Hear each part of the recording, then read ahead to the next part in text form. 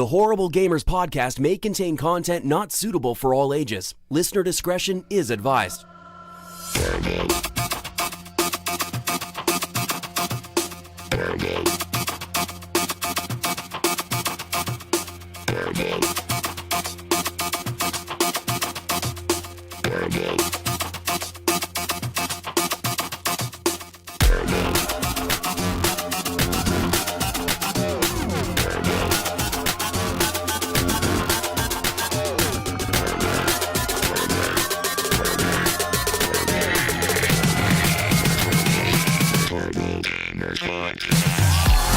Welcome, ladies and gentlemen, to Horrible Gamers Podcast, show number 231, to be recorded on November the 10th, 2018. I'm one of your hosts, Jesus Gonzalez, also known as Jesus Walks Law. Today, I'm joined by the crew from the West Coast, the best coast, and my friend, Henley Merrill. Gunny Chief is back. Welcome back, Henley. Welcome. Oh, thank you. How are you? Mighty fun. How you doing? Sir? I'm doing just great. Okay, guy. Thank you for joining us one more time, I guess. Awkward. And how are you, man? From the great state of 8 Mile, only known for its shootings, carjackings, the city that's in bankruptcy, and some Great Lakes, I guess. Eric Smith, St. Nicholas is back. Welcome back, Eric. That's all we're known for is the Great Lakes. That's the only thing going good for Michigan right now. What about football? But now Washington doesn't want to keep supporting the Great Lakes, so it's all up to the citizens of Michigan to keep the Great Lakes pure and clean. And save them? What do you mean support them? You guys like Washington gives them money to put water? So. They put water into the Great Lake? What do they put into the Great Lake with the money? They just keep it clean, I guess. I don't know. I mean, what do you guys need the money for? You gotta explain this. I mean, roads. We legalized pot now. We legalized pot now, so. Yeah, what are the new laws? Tell us about those. Tell us the new laws. Any new ordinances? So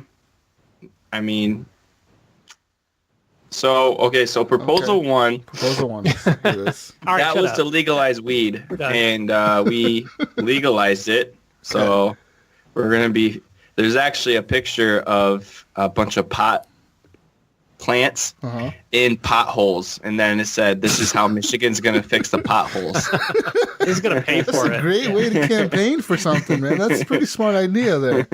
Right, and then the other one was proposal 2 was to make a committee of 13 people to is basically a mini electoral college in the state of Michigan. Oh, that's pretty smart. I like that idea. It represents what the people want, huh? Yep. So that passed. Wow. And then there was another proposal for the school, and that didn't pass. I said, F the school. You're not raising my taxes. Whoa, what if you have kids? What if you have a child? I don't care. Are you not send them to school? I'll send them to school, but I'm not going to give the school money for them to raise my taxes. This is what they do nowadays is, if you have a child that goes to school, and a lot of parents are going to know that this is true, they send you a list usually, right? Like before the school year starts, they'll send you a list to your house and be like, this is what is recommended for your child to have to start the next school year. And they'll be like, a box of crayons, a box of color pencils, 3 ring binders, like 3 of them, and like so many pieces of paper, all this shit, right? They give you like a list of shit to buy them, right? Right. And then your kid will go to school on the first day of school, and then they make all the kids dump all their shit into huge bins, and then they distribute them out to the students as they need it. So no matter what, exactly. So if you're going to the store and your child is picking out all their shit, you're like, which binder do you want? You give them a cool binder and all this cool shit. You get them all the cool Marvel stuff. They're gonna have to dump all that shit into a bin, and then they get to pick out of the bin what they get. So I think you're just better off going with nothing. Yeah, just don't show up with anything. You're still going to get free shit. You're buying the teacher supplies when she should be going out and buying the supplies herself. That's how they do it nowadays. But anyways, Oregon, let me tell you about Oregon's elections. Oregon passed a new law that lets people tax groceries now, which was fucking stupid. I don't know how they... The way they worded the law was fucking dumb. Like certain groceries? No, all groceries. It says... Because, Oregon, of course, is known to have no sales tax. We have no sales tax on anything. Oh. Like, everything is just... The price you see, even on the internet, it's the price you're going to pay. Yeah. No matter what. If something's $400, you pay $400. But then we get taxed a lot on our state taxes and all that shit. We do have a state tax and an income tax. But there was a law that was supposed to set up a committee that can add an Oregon tax to groceries in Oregon. But the way it was worded, it was to not let corporations tax it. But it's like you're going to let the state tax it and not corporations tax it. It made no fucking sense. And people were just too stupid and didn't read the law, and they just voted no for it or something, or yes. Goddamn Oregonians, man. So now we're going to get... And now they're proposing new tax laws in certain cities for sodas. They're going to start off with the sodas. They're going to start taxing our soft drinks and our drinks with sugar in them. Are you going to be able to get 10 cents off those cans? No, don't think they're going to get rid of the ball deposit. They're going to keep that shit because they make tons of money off of that. It's 10 cents per can.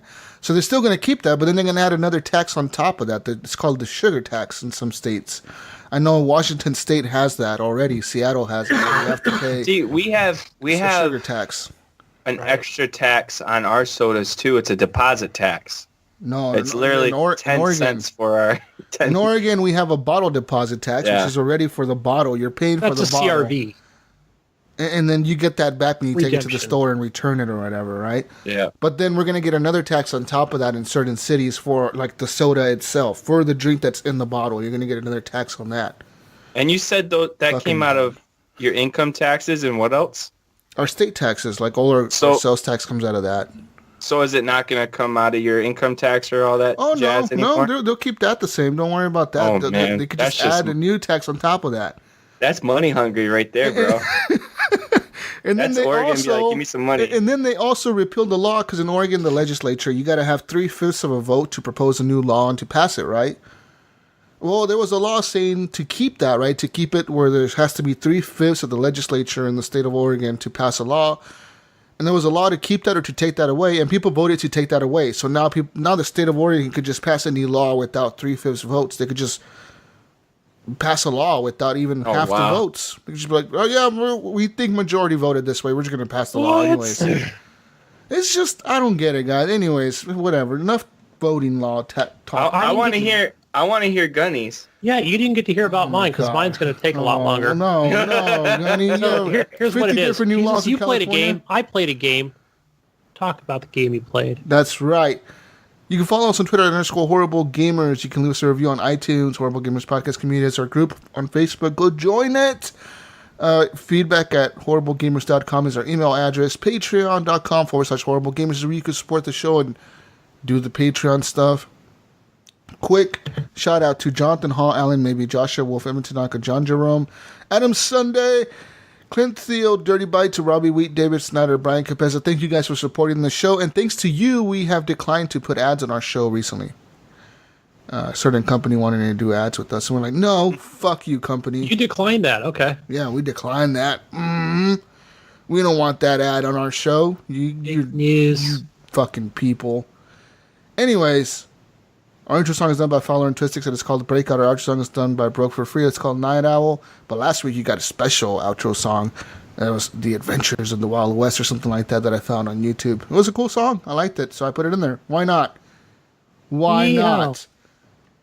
Real quick, I want to give a quick shout out to somebody on iTunes named Starbuck United, because he left a review for the show. He said, a fun podcast to listen to for gamers. So far, I enjoyed the convos about the games, old and new. For those of us that are a bit old and remember the classics, laugh out loud, but getting to hear about the latest games and how they are through these guys is enjoyable. It is hard to find a good talk radio feeling, specifically about video games, so hit the subscribe button for these guys. Happy face. Thank you, Starbuck United. You are awesome. I don't know who you are on Xbox or something, but if you want to add us, go ahead. You know how to add us on Xbox. Just listen add us. Just add us. Gunny Chief. Jesus walks alive.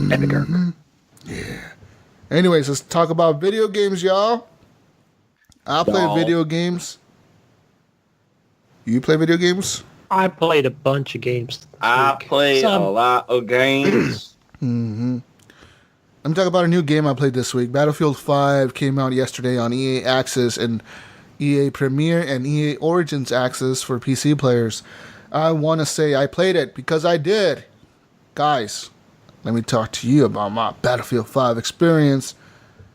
I gotta say, the game opens up pretty fucking cool. It has a pretty cool little intro. Like, as soon as you launch the game, the very first time you ever launch it, it takes you through, like, this, like, story kind of, like, intro thing where, like, there's this kid talking about how his dad told him, like, the best soldier is a soldier that can kill his enemy without making him a human, without thinking the enemy is a human. Like, you don't humanize the enemy. You just think they're an enemy. You don't think anything of him. That's makes a good soldier. So it shows, like, this kid, you know, he's a paratrooper and he's shooting shit and he lands and he starts shooting people. But every time you're going to die. When you're going through this, like, you're doing, like, certain missions and you're going to die eventually. So you're just killing people and you're kind of getting, like, a story, right? Like, the first kid dies. He gets shot by a tank. And then, like, it'll cut over to, like, somebody in a tank and they're driving through the desert and you're getting commands. The commander's like, go left. And you're fucking turning the tank to the left and the battlefield music is playing and you're shooting at tanks. And then the tank gets blown up by a bigger tank. And then next thing you know, you switch cameras and now you're fucking flying an airplane through the sky and you're shooting down British bombers and you're a German airplane pilot or whatever. And you're just trying to take out all these bombers and there's like 100 of them in the sky. And it tells you, like, take down as many as you can. So you're just fucking running through the fucking airplanes, blowing them all up. And then the British fighters come out and you start fucking shooting them and your guys are calling for help. They're like, help me, I'm being chased. And then you're fucking trying to help them and you can't get to them. And then you see your fucking pilot friends start dying. And then you get shot down and then you crash. And then when your plane crashes, it switches the camera over to the left. And you're an American now and you're running behind these tanks and you're trying to get to this city and you're like running in there and everybody's freaking the fuck out and everyone's getting shot at and the buildings are blowing up and all fucking grenades are going out and grenade fucking everybody's freaking out. And then you switch cameras again and then you're back to playing a new person and you're shooting like these Germans that says hold the line and you like get on this little machine gun and you're shooting at this hill and these fucking Germans are just coming over the hill like running at you full speed and there's like hundreds of them, dude. And finally a tank comes in and shoots you and you like fly back. And then the Germans just come through and they start executing everybody in the head, just shooting them as they're walking by them with pistols. And yeah, it was epic. Fun. Fucking epic. But all this whole time, the Battlefield theme song is playing in the background. They did a really good job with that. I was like fucking pumped. And I'm like, yeah, I want to play more. Give me more of this. So, and then I went to the operation. No, I went to Conquest first of all. Me and Brink were playing the other day. I gotta say, squads worked. It never works on launch day. Never ever works. He was able to join my squad. We launched into a game. Well, it's not launch day yet, technically. Well, it is launch day for Xbox people. Yeah. And so we were playing that. And the thing that was weird, though, I was the one who was squad leader. I picked Conquest mode. And he got into the game before me. Like 10 minutes before me. It just queued me and it put him in the game. So I was sitting there. And then finally, the game was like, all right, 10 minutes later, we found a spot for you. Let's put you in there. And they put me in the squad with him. And then I played with him. But then I was kind of bored by it. I don't know what it is, guys. Like I said the week before this, before this week, the last show, I said I played Battlefield 1 and how I think not Grand Operations, that one is just called Operations. How I think Operations is now my favorite mode. I stand by those words because playing Conquest, I was kind of bored, and Brink was all into it because he's used to playing the Conquest. I'm not anymore. I was just kind of like, okay, like I guess we'll go for A, I guess we'll go for C. It's like it was just me and him trying to play the objective, and with our whole team was just fucking off camping A or something with sniper rifles, you know. And it's like I finally told him, like after 2 matches of that, I was like, dude, I'm getting bored of this. And he's like, what do you mean? I was like, I don't want to play Conquest anymore. Let's go to Operations. Let's try to find a mode that's more focused on objectives, right? So then we switched over to Operations, and we were playing that, and we got destroyed. I'm not going to lie. We didn't win one match because the other team was just fucking good. They were just coordinated as hell and playing good, man. And our team was just dumb. They were just... I feel like our team was just trying to go for kills like usual. We're just like there's a team Call of Duty style. Yeah, they're just trying to snipe people from the back, and I'm like, you don't fucking get the point that we got to go to A and cap A. That's the only flag on the map, and we got to cap that flag. And half of you fucks are in our spawn, sitting there with sniper rifles, not moving forward. What the fuck are you doing? Like it pissed me off so much, dude. Finally, I just gave up. I didn't really have fun with it, but I gotta say, I didn't have fun because the teams weren't playing the objectives. It's not that the game wasn't fun. The whole shooting felt really good. The pacing feels amazing. It feels a lot more like a Call of Duty now, where the movements are much faster, more fluid. There's a sliding mechanic you can do now. There's a mechanic where if you're laying prone, or say something blows up near you, right? Like say you're standing behind a wall in a house and you're shooting out the window, and a tank shoots at the wall. Say it shoots directly at the wall where you're at, you're gonna die. But say it shoots into the building you're in, but the missile goes through the left and it kind of hits the wall to your left. You're gonna get knocked back instead of dying. You're gonna take a lot of damage from that. Maybe you'll be down 50% health, so your screen will kind of go dark a little bit. Then you'll like fucking fly like 10 feet. Then you land on your back, and then you can start crawling backwards, like on your back, and just shoot people as they run through the door. All those stuffs those moments are awesome in Battlefield, and that's what I enjoy. Yeah. So playing that was really cool.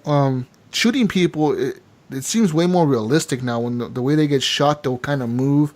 Like if you shoot somebody on the left shoulder, you can see their character kind of like just like tip fucking to the left real quick and almost fall over, but then they get back up and catch their balance.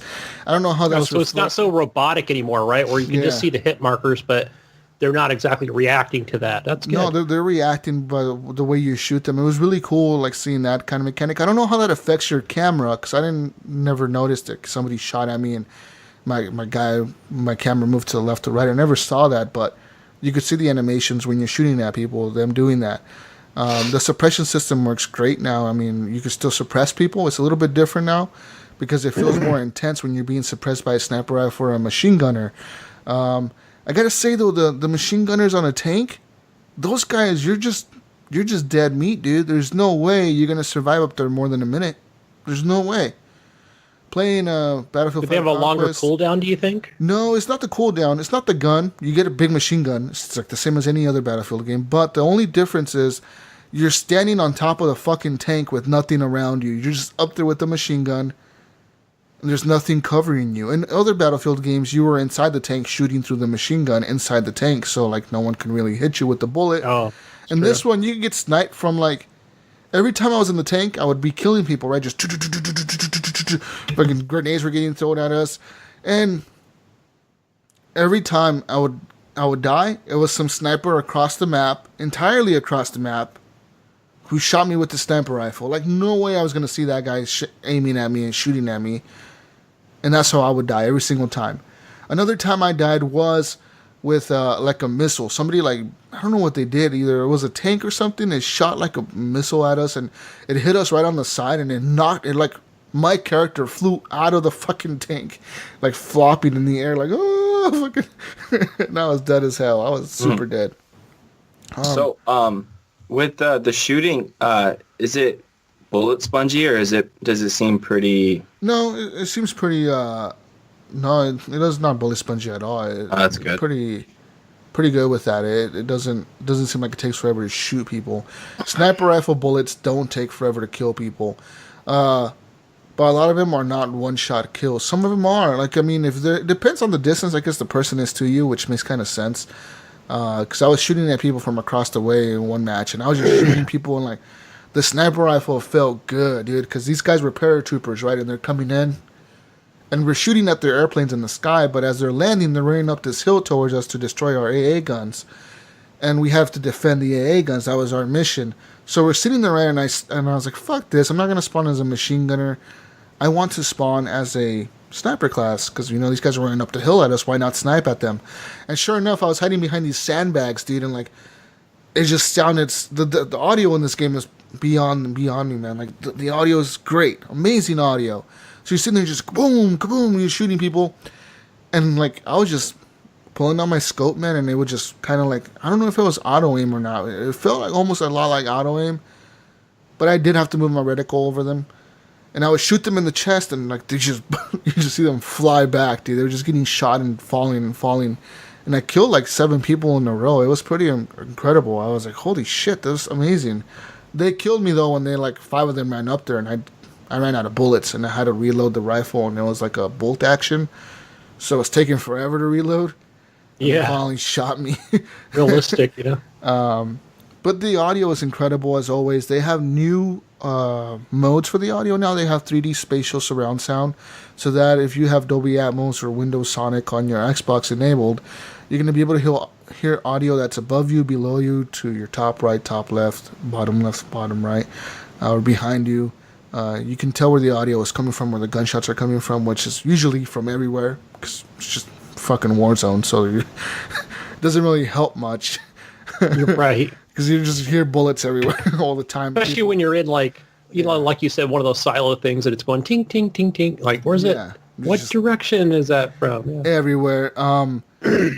I've seen people catch on fire. That was fucking brutal. That was brutal looking, man, because you got these napalm grenades you can throw, and you throw them at people, and they fucking lands on them, and you just see them screaming, I'm on fire, help! Their whole body is just on fire. You see this little character mannequin thing just run across the field on fire, and then they fall over kind of, and they're trying to crawl away from the fire. It's brutal looking, man. I was like, oh fuck, damn. But the new medic mechanics are pretty good, man.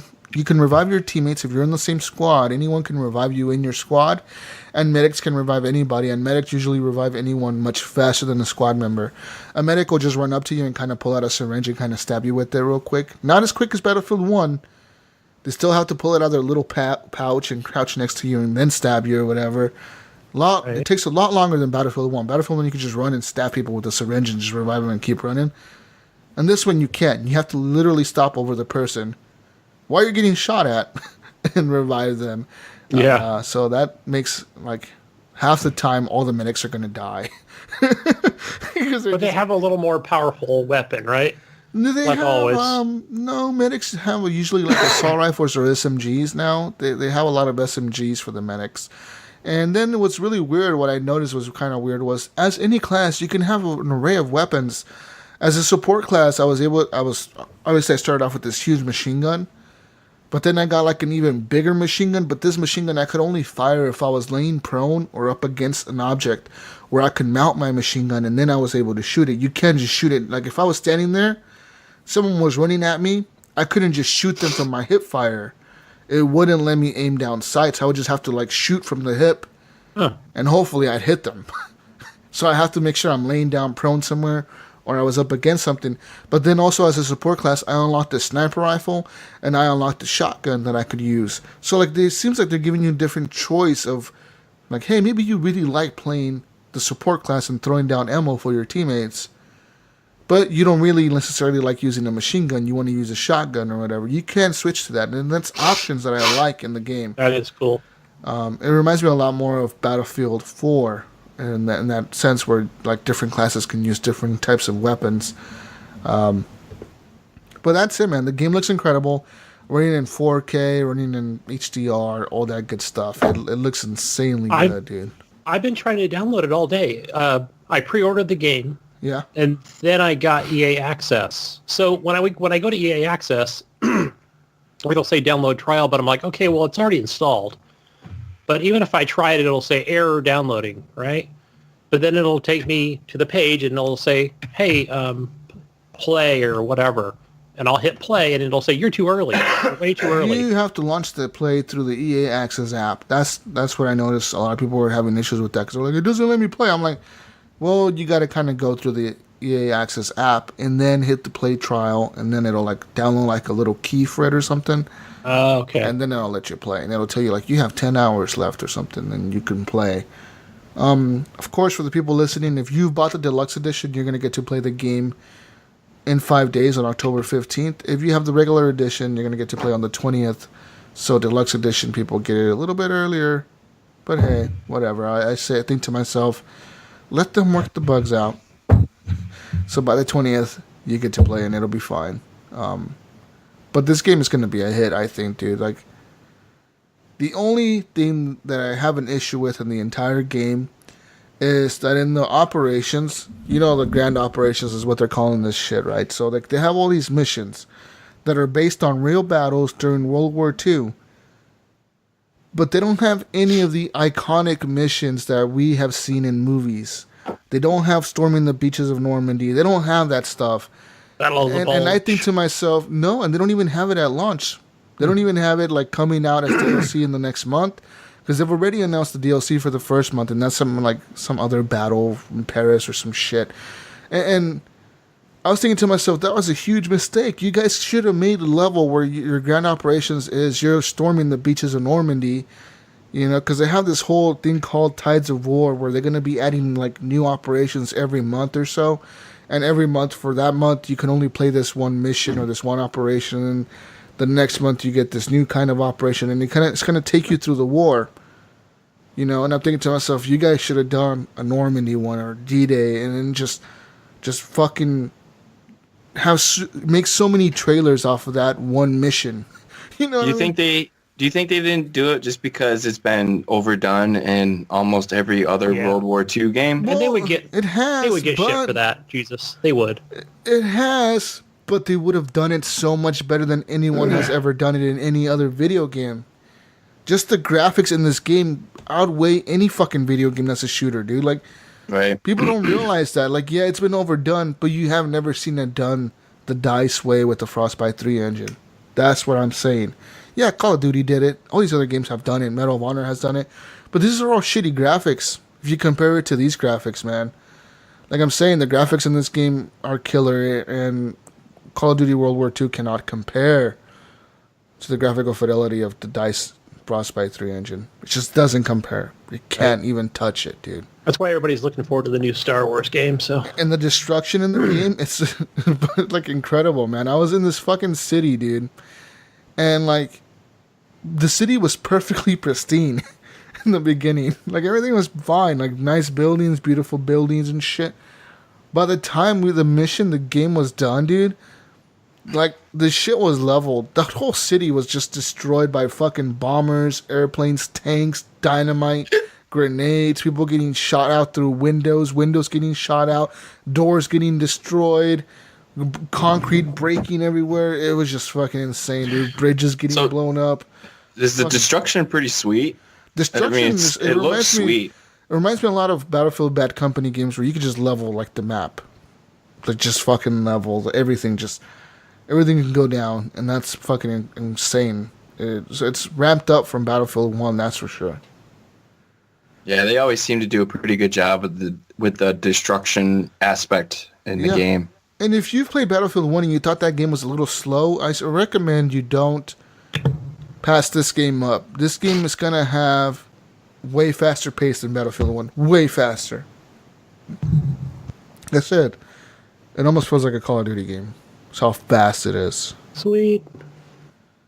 Is that going to hurt it, or is that going to benefit it? No, it feels great. Like I said, it feels good with that fast-paced? It fits the World War II theme where everyone's just in chaotic mode, running through places and shooting shit, and it fits that, you know. Pretty cool. Right. In other news, or in other games that I played, Red Dead Redemption, I beat it. I finished it. You did? Oh, man. So last night I was able to get the finish of the game. There's an epilogue to the game, so when you finish the game, you actually don't finish it. There's still more missions left to do. Nice.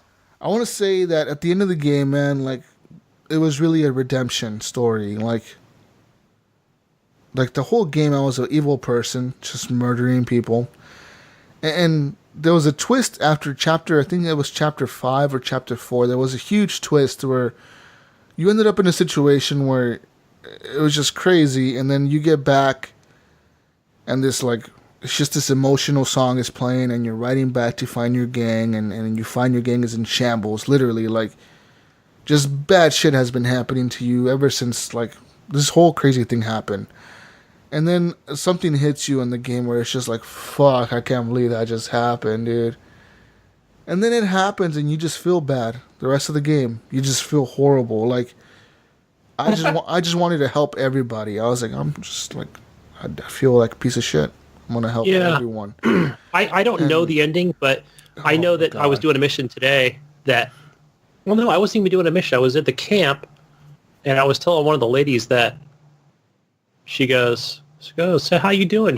And he kind of sits down and starts talking with her just for like maybe 30 seconds. And he's like, well, I've been killing animals and stuff and just with no thought to it. She's like, is that it? No, I just been killing a bunch of innocent people too. Whole bunch of innocent people. Like, and then it was kind of like, that's it. I'm like, okay, like what's going on here? You know, it's got to be part of like what's in the story. And then during the end of the game, after certain missions, they have like these pretty cool like Western songs or like these like, I don't know what they are, country singers or some shit, singing these songs to you, and you're riding, like it tells you to ride back to camp, and you're just riding your horse slowly back to camp, and the song is playing. And during those scenes, there was a lot of cutbacks to like things that I experienced throughout the game. I didn't even think that they were going to be a big deal, but Arthur would be remembering like people that he helped on the side of the road, and then be like, thank you, mister, you're such a good guy, you're such a, you know, like good people are such a rarity in this world. And then he would have like cutbacks to like having a conversation with Tilly, and like I think it was that conversation you were talking about, Gunny, where he was saying that he killed a bunch of innocent people, and then she kind of told him, well, how about this? How about try doing one good thing? Like just try doing one good thing, and maybe you'll feel better. And like, and he was having all these flashbacks to like having conversations with John, with Dutch, with all these people in the gang, and then just like even with Lenny, like telling Lenny, like, Lenny, you know, don't think you're not part of the gang. You're part of the gang. Don't look down on yourself, even though you're black, even though there's a lot of racism, you know, going on. We don't see you as a different person. We see you as Lenny, the guy who's with us. You're not a black kid. You're fucking Lenny. You know what I mean? Right. And like all these situations in the game that was happening, like he was having all these flashbacks, and I was like, fuck, dude, like this is emotional, man. At the last mission, it was wild because a lot of things get revealed to you, like who was the traitor in the gang, what happened, and Dutch kind of has to choose sides. And depending on the decisions you made earlier in the game, Dutch chooses what side he's on. And then shit goes down. Shit goes down real bad because the Pinkertons show up. All kinds of crazy shit has happened, man. I knew there was some kind of traitor, but I know you're not spoiling things, and I don't know who it is either, but because even when I went to that train robbery, they was like, how the hell did those guys show up so quick? They show up so quick? And then you realize, like, it all makes sense now. Like, during the game, during certain missions that have happened in other chapters, is alluded to that one person is a traitor, and you think to yourself, that person's the traitor. And then there's a whole twist to the game. It's fucking crazy, man. It's an incredible game. I think I got the good ending. There's multiple endings based on your morality meter.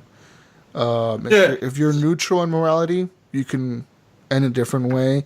If you're negative, you're going to end a different way. And if you're positive, you're going to end a different way. I ended up filling up my meter literally in the last mission of the game. By making a decision in that mission, I filled up my meter to maximum honorable morality, or like maximum honor, because my achievement popped and it said, boom, you got maximum honor or maximum like negative honor or whatever the fuck. Congratulations, you got a 10-point achievement, and like it's a rare achievement or something. And I was like, what the fuck? Like, it's kind of weird how I got it in the very last mission of the game. Well, not of the game, but of Arthur's story. It was really cool though, man. I liked that. I liked it. It was an intense ending, incredible game, and the game continues. Don't think it ends. It doesn't end. It continues, and then what I don't know now is if all my side quests are going to reappear, because if they do, that's pretty awesome. If all the side quests with all the random strangers appears, if they all appear again, and I'm able to do them, then I recommend people just finish the main story and then go do all the side quests, because it's going to give you a ton more playability, you know what I mean? You're going to be able to do a lot more things in the game, I feel like. So you don't know if you're in a New Game Plus or not, or is it just a continuation? I've been reading on Reddit, and lots of people on Reddit are saying the game continues after you finish the main Arthur line. The game will continue. The game just... Okay. It actually even increases the map size and continues a story, like a new story, like, and then now you can go back and do like meet all the random strangers in the map, like meet the Bone Lady, meet the new people. There was a situation in the game where some people from the very beginning of the game, were popping up in the end of the game and like I don't know if you guys have got to the point where something's revealed about Arthur. I don't know if you got there yet. No. You guys are so behind. Jesus Christ. You guys need to catch up.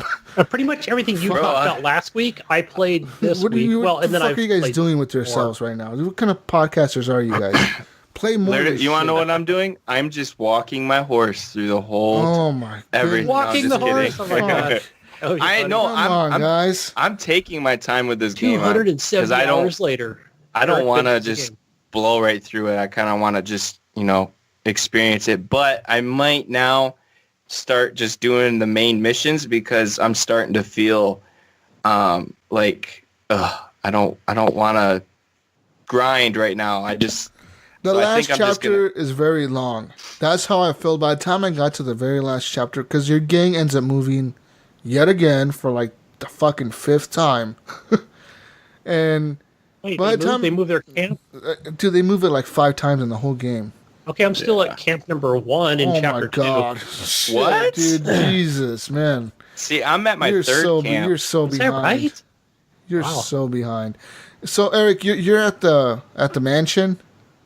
No, I'm not at a mansion. I've gone to a mansion. You're in the camp by the river, right? By the lake? I did I just got done doing that like Romeo and Juliet mission. Yeah. So that's cool. After like the ending of that chapter is really cool.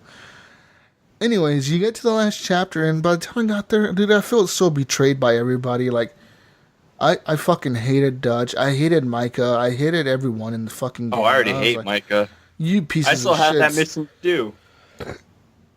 And I just started running through the story, and it still took me like 15 hours for the last chapter.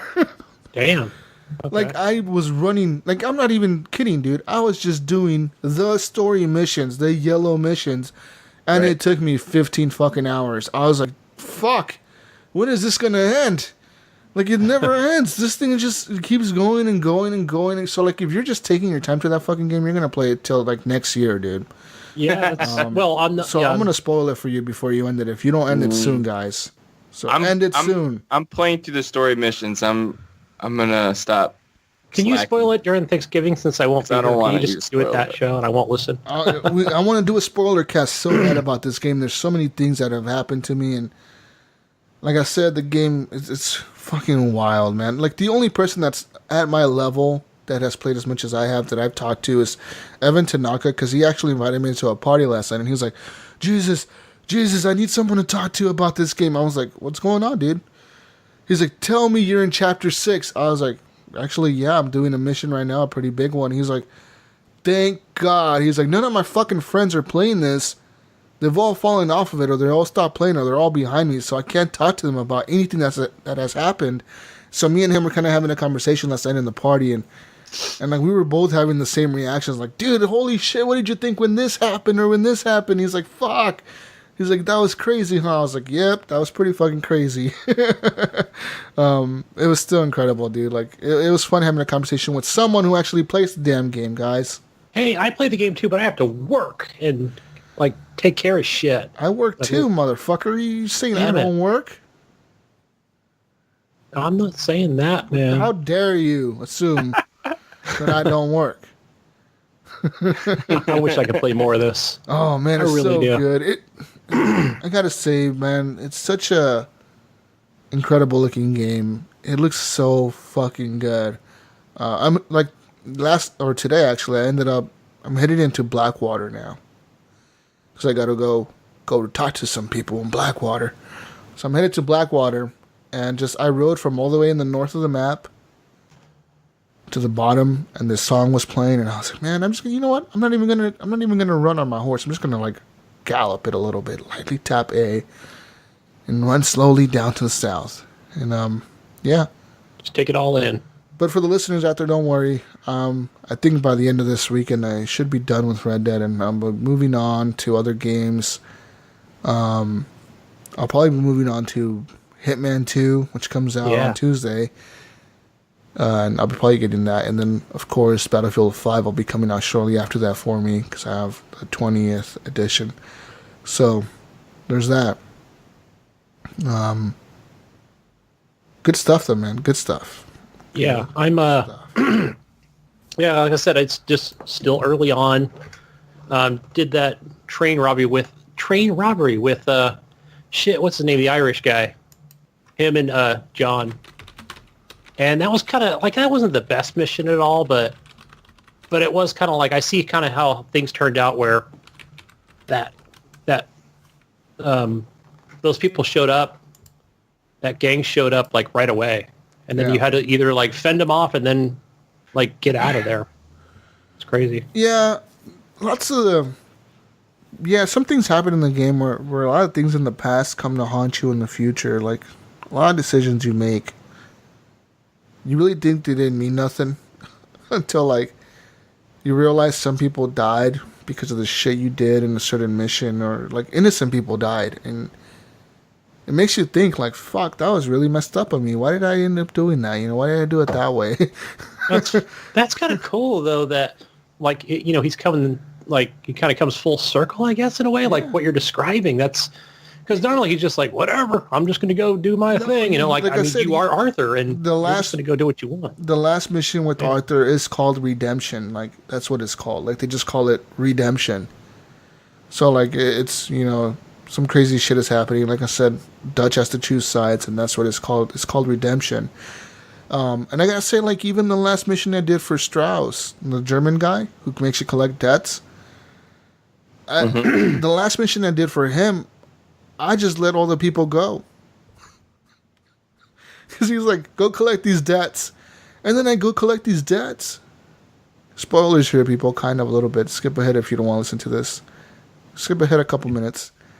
Like, I'm going to spoil this for you guys a little bit here. Like, the last mission I did for him, I went to this guy's house, or this guy who owed him money, and he was in the army. He's Captain Monroe or some shit. No, not Captain Monroe. Lieutenant something, or whatever the fuck. I go, and I find him in, like, the middle of this trail, and he's sitting there, right, with this wagon, and he's, like, has this wagon. He's trying to fix this wagon. And the Arthur's like, all right, man, you owe us money. You shouldn't have taken the money. Where's the fucking money? And he's like, look, I can't pay you back, but I'll let you take something out of my wagon if that makes you feel better, right? Like, just take something out of my wagon. I got supplies back there. I can't go back to the army because he's a deserter or whatever, so the army's looking for him too. Yeah. And he's like, look, I can't go back to the army. They want to kill me. I'm just trying to survive out here in the winter. It's cold up here and I need supplies to survive. All I have is my wagon and my supplies. Like, please, just take something out of my wagon and let me go. I don't have money for you. So as I'm about to do that, I'm going to the back of the wagon. Who shows up? The fucking army. And they're like, there's that son of a bitch. He fucking deserted, fucking traitor. So then I have to shoot it out with the army, right? It's like, help him or don't help him. I was like, fuck it, I'll help him. I shoot at the army, kill like 10 of them. And then I'm like, all right, dude, where's my money? But during the shootout, what happened was they shot a lantern that was on his wagon. So his wagon caught on fire in the middle of the shootout. And he's all freaking. He's like, my wagon! No, my wagon! He's all freaking the fuck out, right? Because his wagon's on fire.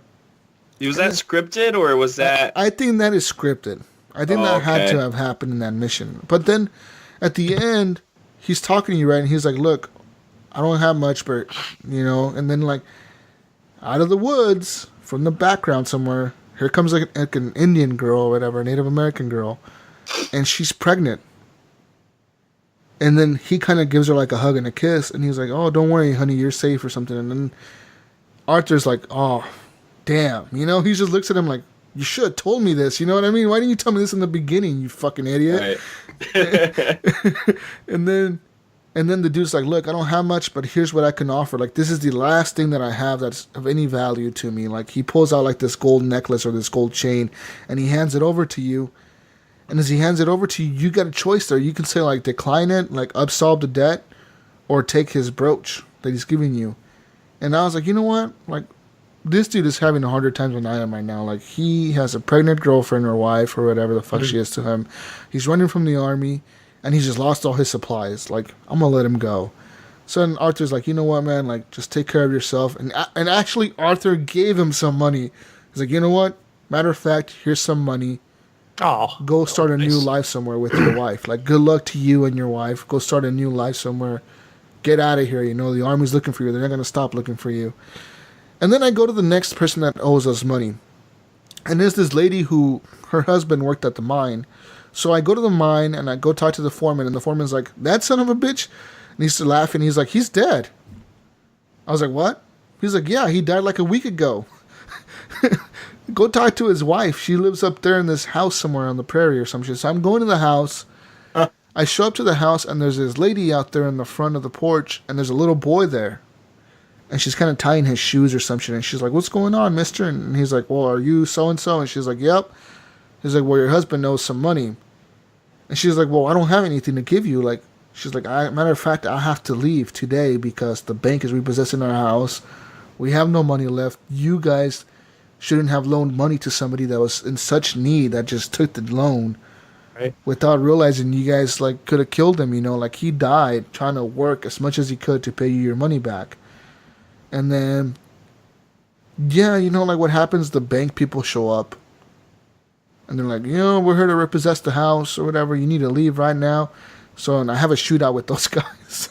And then at the end of the situation, like she tries to give me like her last piece of money. Like she's like, here's the last piece of money I have, like $20. Here you go. It's all I have. Like, that's it. If I give you this, I have nothing left. And then I absolved her debt. I was like, you know what? Here's some money from my pocket. And you go on and take off, you know? And then you kind of like, Arthur kind of has like a moment of realization where he realizes that Strauss was loaning money to all these people that were just in such hard situations that they couldn't say no to the loan.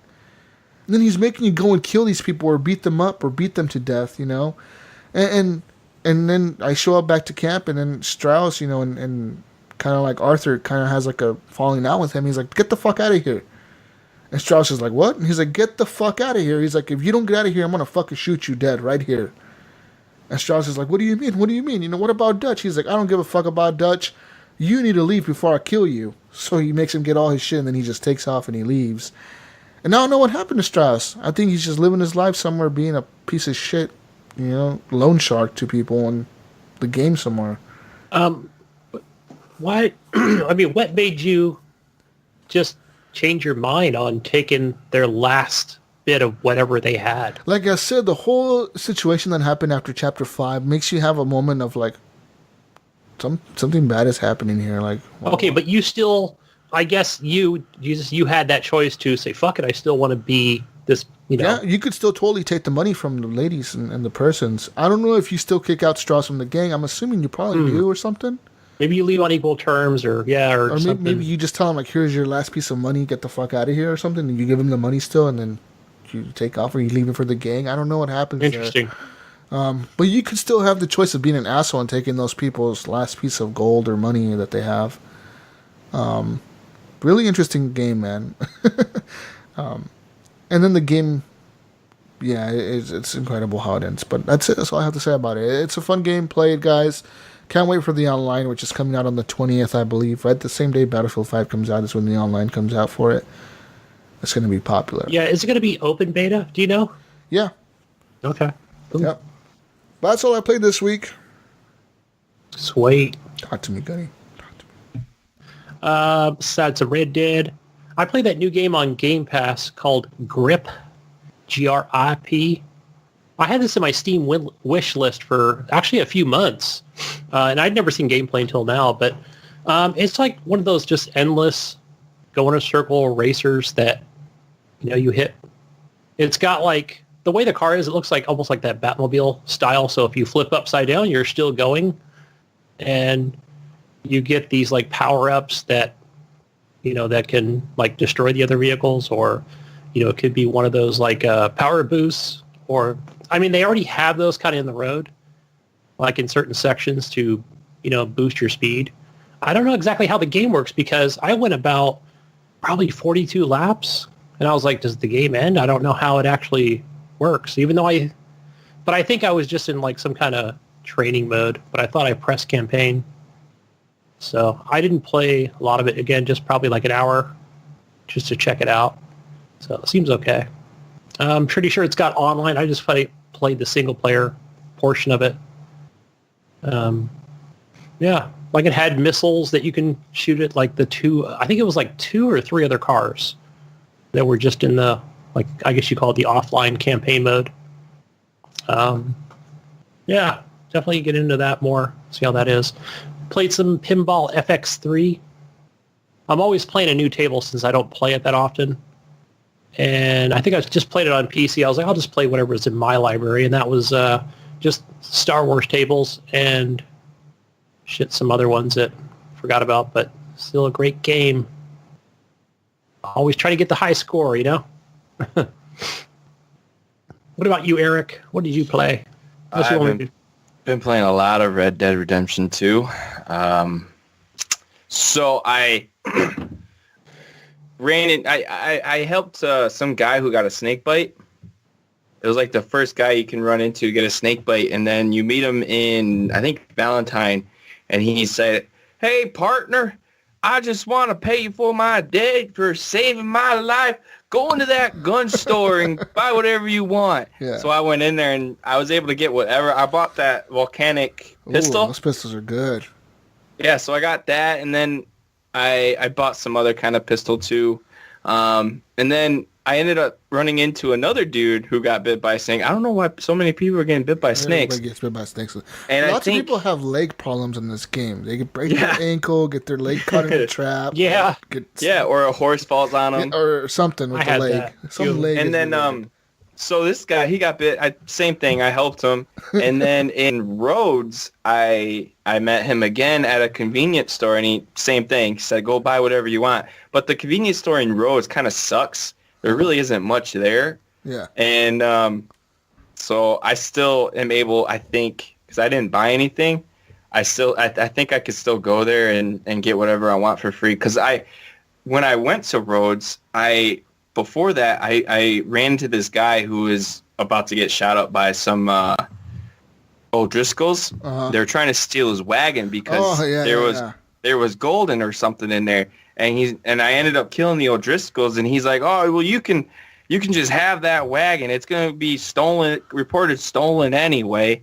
And so I'm like, "All right, cool." I take it, and I try to open the back to get the treasure that's in the back of the wagon, and I can't get it. So I'm like, okay, well, maybe there's like some lock picks or something I can get from the store in Rhodes. So I go to Rhodes, and that's when I encountered that dude that got bit by a snake. And he said, "You can get whatever you want in here." I'm like, "Oh, score. I'm going to get some frickin' lock picks." I walk in there. There's no frickin' lock picks. So I'm like, whatever. And I walk out. Wagon's gone. I'm like, where the frick did somebody it go? Stole it, yeah.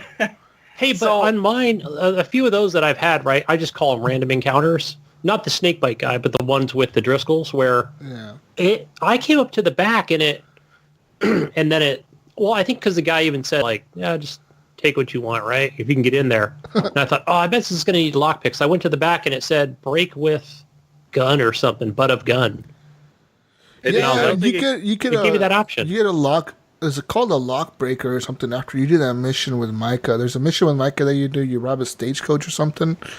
Shoot. And he gives you it's called a lock breaker or something. And I don't know. I've never used it ever since I did that mission because there's a few times where I ran across these people that were like trying to break a safe open.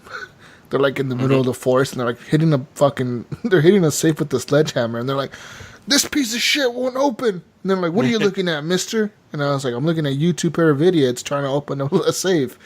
And they're like, "What you say to me?" And then they pull out their guns and like, "Get out of here." And then I pulled out my shotgun and shot them both. And then I'm like, okay, how do I open this safe? And I try to pull out the block breaker, and it wouldn't, like, prompt me to do anything. So I was like, this is dumb. Because, like, in a certain mission when you're robbing a bank, Arthur knows how to, like, crack safes. Like, he knows how to crack them. And I was like, maybe it'll give me the option to crack it. No option. So I pulled out dynamite, and I put the dynamite next to the safe. I lit it, and then I ran away with my horse. The first time I ever did that, I killed me and my horse. So this time I'd make sure to put my horse a little bit far away. I told him, like, "Get on, girl," and she took off running. And I went up there, I put the dynamite on there, I lit it, and I took off running, and it blew up, and it sure enough blew open the door, and there was like $40 on there or something. I did that. I put some dynamite on, because I did a mission helping the sheriff and the deputies in Rhodes, getting the people who are making like the moonshine or whatever it is.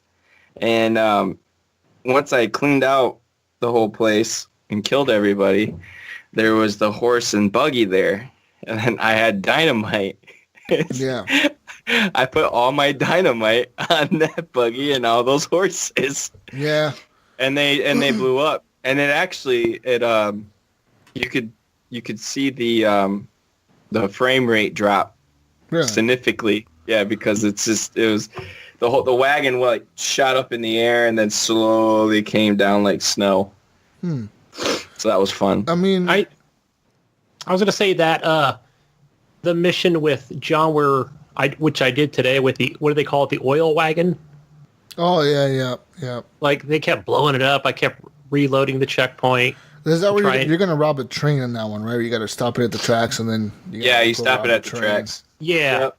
I finished that one today, but I was going to say, like, I took out my dynamite and was like, let me just throw the dynamite over. But I always forgot about, every time I'd reload checkpoint, that horse is going to take off. So I had the dynamite out, right? And, like, the guy's like, stop what you're doing. He starts shooting.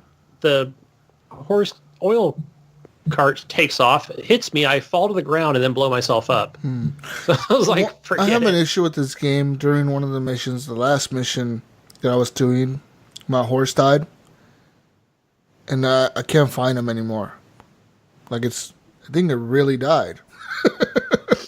So like I lost my white horse. Now I got these stupid... It should be on the map, right? Or it's not... stupid ass slow horses now that I have. They're super slow compared to that one. And I'm like, I fucking hate this horse. Like, I want my white horse back. And I can't get it. You can't find it nowhere. You can't go to the stable and retrieve it? It's dead. It's dead. Like, dead. It's red dead. Damn. But you'll see why. You'll see the whole game. You'll see why things happen, Gunny. Go ahead. I had the same situation you had, Gunny, where there was a guy in Rhodes. It was actually backwards for me. He wanted me to get, in Rhodes, he wanted me to get something from the general store, right? Because he was like, hey, there's that guy that helped me. It was this black dude. He's like, he gave me whiskey or something. He saved my life. And Arthur's like, oh, don't mention it. I'm like, I just trying to be good. And he's like, well, go in there and buy anything you want.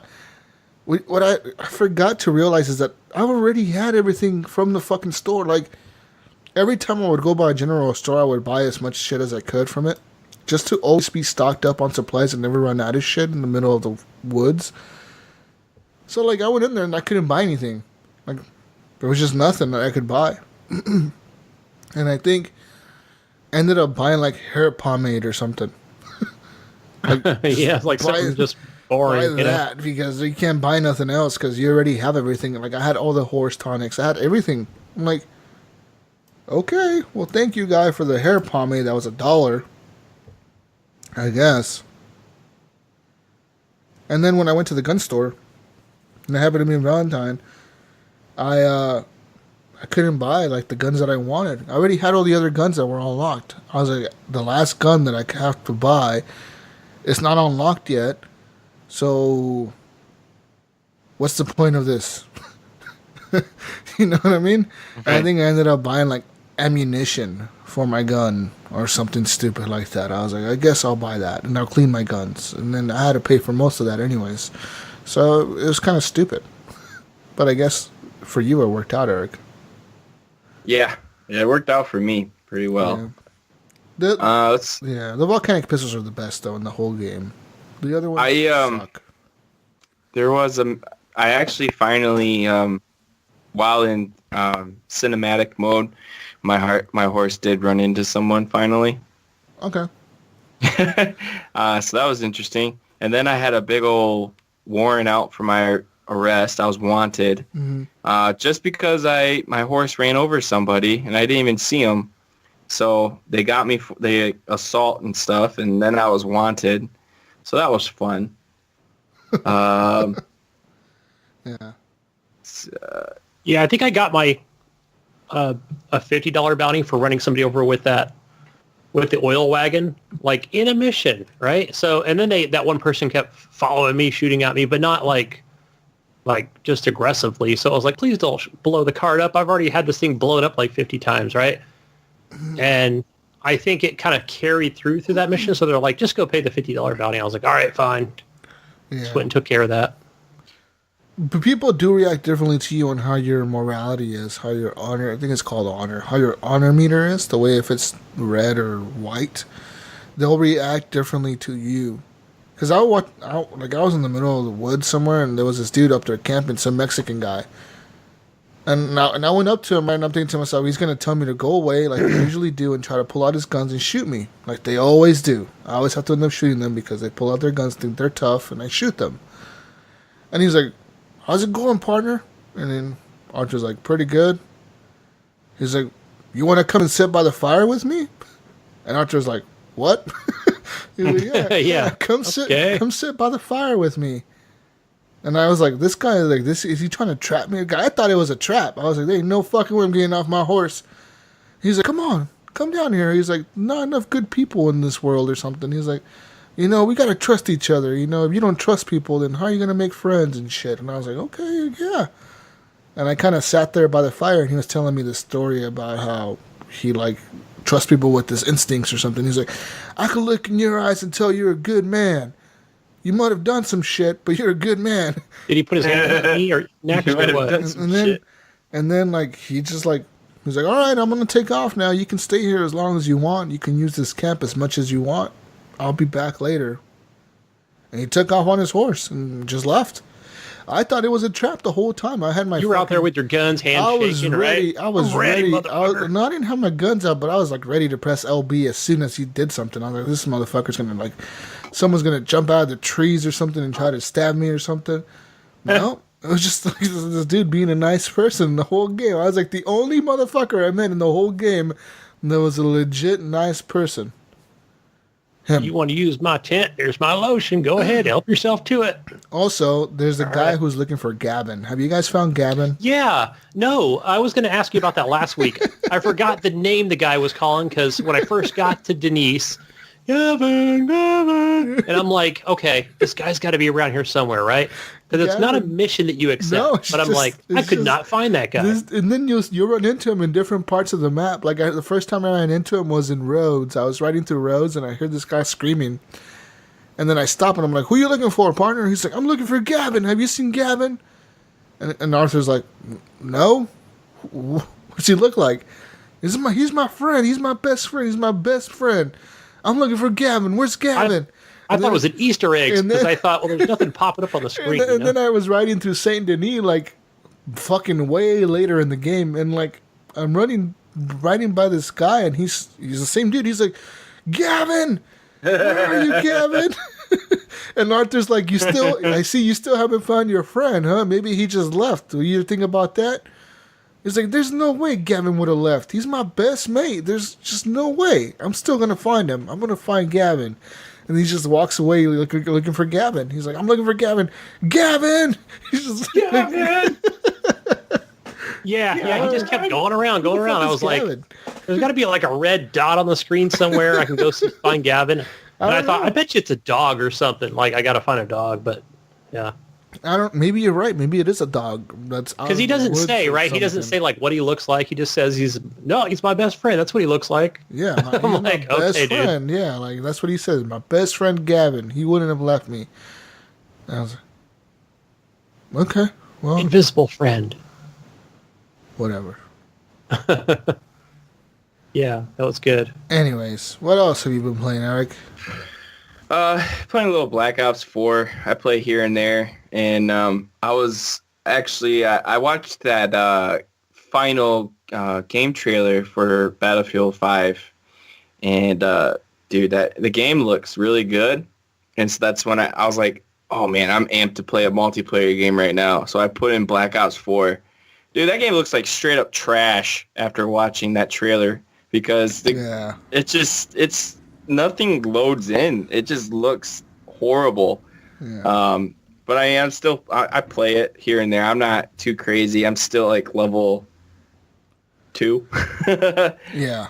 And then I found out, I asked one of my buddies when I can create a class, and he's like, well, level 6. Yeah. And I'm like, what the frick? And that's kind of stupid to freaking level up so high to create a class. Played a little bit of Shadow of the Tomb Raider. I don't know. That game didn't grab my attention like I thought it would. The first two were amazing, and I had a lot of fun playing them. It's just really hard to get into this one. I don't know why. Do you think the story is bringing you down on it, like what we talked about as far as story goes? I just think it's how it looks, how it plays. The story is kind of It's like they half-assed the story. It's just too samey for me as the other ones. Yeah. They didn't innovate enough for me to like. There's no hook there. Like, okay, once again, Laura's trying to fucking find the secrets to this thing that she probably shouldn't be. And, like the last two were pretty cool because she was stuck on an island. This one's like, she went to Mexico and then she went down to South America for whatever reason. She wants to be down there. And I don't know. I didn't like it. Yeah, it's, that when the game was coming out, I heard a lot of reviews. Oh, it's just like the other ones. And I'm like, you know what? That's fine. Because the other ones were really sweet. And then I'm playing this one, and I'm just like, ugh. Ew. Ew. Ew. I don't know. I enjoyed just exploring every inch if I'm going to explore in a video game finding right now, every little secret if I could. If I'm going to explore in a video game right now, it's going to be Red Dead 2. Because it's better. It looks better. The story's better. And it's just overall, it's just a better game than Shadow of the Tomb Raider, which is really, like I said, is really cool sad. To explore in Red Dead because you run into some weird shit. I found some pretty cool Easter eggs. I found one was like it was like a church. It was in the swamp area, and it was kind of like right by my camp actually. And I was leaving my camp, and I saw like this building, and it was a church building, but it was a mini church. Like, the only way I could walk through the doors was if I crouched. And then you go in there, and you can actually walk into it, and, like, it's a tiny little church. It has, like, tiny little cross in the front, tiny little pews. It's a tiny little building. And, like, Arthur does, like, a little drawing, because you can, like, do a lot of drawings of these things that you find in the game. He'll kind of just, like, pull out his journal and start drawing what he sees. And, like, he drew down, like, I found this tiny church for tiny people. I don't know what the hell it's doing out here. It's doing something. And that's kind of weird. They have like there's tons of stuff like that in the game. Did you guys try the gold bar glitch? No, I didn't. And I haven't Googled to see where the gold bars are yet. I thought I don't want to. It's in a city, or it's a burnt down community. Like it's like crispy. Lamont. Lamo town or something like that. Mm-hmm. You go to it. You go to the sheriff station, and then there's a little box. It's got a gold bar, and then it's got like a horse stimulant or horse papers. And so what you got to do is, I failed at it. I didn't get it. I messed up. But what you got to do is you go up to that box. It's behind the desk, or it's under the desk. In the sheriff station, pull it out, open it. Now you want to be very careful when you do it because you can pick up the horse stimulant instead of the gold bar. So you want to make sure that Arthur is like right next to the gold bar, and when you press X or A or whatever to pick it up, when he's crouched down, you pause it and you save it at that spot, and then you load it back up, and then it should load you like pretty much right next to the sheriff station. You just walk right in, then you can tap it like 30 times. That's a lot of money, dude. That's a lot of gold. That's a lot of money you're gonna get because it's 500 per gold bar when you sell them. I thought it was 200. Yeah. Okay. Yeah. So you might try doing it before they fix the glitch. No, I'm good. I'm good. Well, I mean, I was talking to... Hey, but I might try that. The story already ended for me, kind of, so I'm good. Get some upgrades going in the camp. Yeah, like I said, the coolest upgrades in the camp are by hunting. Like, you gotta go hunting a lot, dude, and that's the only way you're gonna get those upgrades.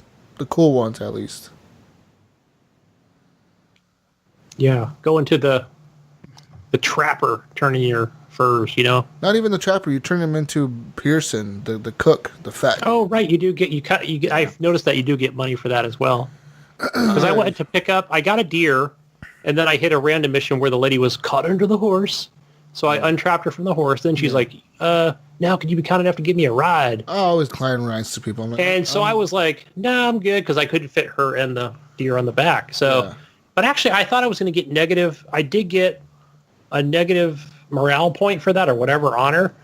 Hey, but then she was like, you know what? At least she helped me get off from under the horse. So at least there's that. And then she walked away. So I was like, I actually felt pretty good about that. So like I ran into lots of people in the woods that like this old lady was walking through the woods by herself. It was really creepy. It was like by a lake by herself in the middle of the night. Really old lady. She was walking by. And I was like, I haven't seen people in like fucking forever. What the fuck are you doing out here? And she's like, Hey, can you give me a ride home? My ankle's broken. And I was like, hell no, get the hell away from me. And then I just took off. I took off as fast as I could. I was like, this is a witch or something. Like it's creepy looking, dude. Like she was just out in the middle of the woods in the night, like by herself. Yeah. I'm like, no way. I've learned my lesson from the crying lady. I ain't stopping for no weirdos in the middle of the night. Yeah. Cool stuff in the game. Lots of things to do. And Red Dead has so much to do, man. There's so much that I could still do in that game. Never-ending game. Yeah, I played I decided to buy a couple indie games that were on sale this week. Okay. First one is Yet Another Zombie Defense. That sounds like a stupid title. It's a stupid title, but it's actually Xbox One enhanced. Oh. Because 4K? I thought, why should I buy this on Steam? It's on sale here, and it's 4K. Probably HDR as well. And it's pretty simple. 4-player co-op. You set up some traps, you earn money, you kill zombies. So I think I don't know if you change weapons, because I just had a pistol the entire time. And I think you start off with like 3 grenades, or that's all you ever get. I'm not 100% sure, but it goes through like, I think 15 or 20 waves. Or it could just be endless. But yeah, I didn't join anybody's game. I just left it open, and one other person joined. But I never made it past wave number 5. Because, man, they just come running out. And, like, you'll set up, like, these traps or that, and you can get, like, a turret gun, automatic turret gun. And then there might be, like, some kind of electrical fencing or something. But played that for a bit. It was okay. The other game that I really did enjoy, and the game I've wanted for a while, it's called Hyper Sentinel, and it reminds me of an old school arcade game that I used to play back in the actual arcades. And this is just like I would say it's a side-scrolling game that's like you're pretty much just kind of going from one end to the other, and you're just like shooting enemies the entire time. Well, basically, it'll be like this ship, and you'll have to, like, shoot all the, like, turrets off of that said ship, and then what happens, it'll be like, okay, now, like, here's the boss fight. And you can get, like, different power-ups that'll appear on the screen and basically just have more shots to your spaceship. And then it'll have, like, it'll just got to go through each level. And one thing I haven't figured out is, I think each level has like 5 stars, like whether you're playing it on normal, medium, or hard. Because I've gone through and like just tried to like burn through it really quick and fish it, but it'll say you only got like maybe 2 out of 5 stars. So I don't know if you just have to stay in the game longer, and because I think enemies will just keep reappearing. Maybe not so much the boss, but the enemies that are actually on the screen. But yeah, check this out. It's on Xbox, it's been on Steam. It's probably on PS4 as well. Pretty cool. All right. Eric, you got a couple more games to talk about? Yeah. I was going to play some Spiderman today, and I had some kind of update on it. So I played a little bit of God of War. I started the New Game Plus for it, finally. Gosh, that game, dude. I love that game. What does the New Game Plus do? What does it add? Or you can play a new game start the story over, but with all your old gear and everything. So like the monsters will all be like level 5. That's what I ran into. I ran into level 5 monsters. I only played for a little bit because I just was waiting for Spider-Man to get done. But yeah, I had all my gear, and the axe was, all upgraded. Everything was upgraded the way I had it. So that's about really all that it changes. And then Atreus, his gear's upgraded too, from whatever you left it at or whatever you gave him. So that's about it, really. Okay. And then Spider-Man got done. I started playing that. And yeah, that game looks great too. I'm almost done with it though. Awesome. Cool. Awesome. Spider-Man. That's it. So we played, guys. Hey, I played one more, Jesus. Actually. This is on Steam for the PC machines, man. Oh, PC machines. Oh, jeez. This weekend it's got some good free-to-play games that are, I forgot the developer, but the first one is called Scriptum, and I think that's the game we were referring to that Steve Moore from Belgium played, or was referring to as far as like a, how do I say it, something more closer to history when it comes to like a Battlefield type style game. And I don't know if this is still like in early access. I think it's actually out now. It's developed by Periscope Games. And unfortunately, well, for me, it doesn't have controller support, but I did try a hand at it. But I'm just going to read like a little bit of what it just says here, what it says about this game. When it's a World War II simulation game focusing on historic accuracy, large-scale battle, difficult learning curve, and an intense need for cohesion. It talks about communication, teamwork, things like that. I've watched a little bit of this on Steam. I can tell you just about my experience of what I had today was once I loaded in and you kind of all like come out at the same time as far as like, on your, I think you could decide where you want to appear on the map or, and immediately like I'm getting shot by my own teammates. Like I can just see everything kind of written down in Russian. I was like, gee, thanks guys. Thanks a lot. But then I came back and was like just kind of running towards like a set of vehicles. I noticed you can drive like 20 different vehicles, which was pretty cool. Like there was plenty of vehicles to drive, like as far as tanks and shit like that. Any tank style, but I couldn't figure out how to actually get into them. So I just kind of ran down to where the fight was and died immediately. But it actually looks pretty good. I wouldn't say it looks like Battlefield 5 by any means, but just playing on my GTX 1060, it looks fine, and it played well as well. So I like the feeling of the guns, man. They do give that realistic feel to them. Yeah, I heard the game's a lot like a simulation of World War II or whatever. Yeah. Awesome. I know Steve really likes it.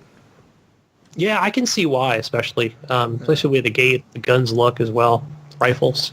Speaking of graphics cards, Battlefield 5 on a GTX 2080 Ti will have ray tracing capabilities. So if you're a PC gamer and you have a 2080 Ti, you can take advantage of the new ray tracing technology available only on the GTX 2080 Ti. Yeah, and I know we talked about that on the show. I vaguely remember what that actually is. Ray tracing. Amazing.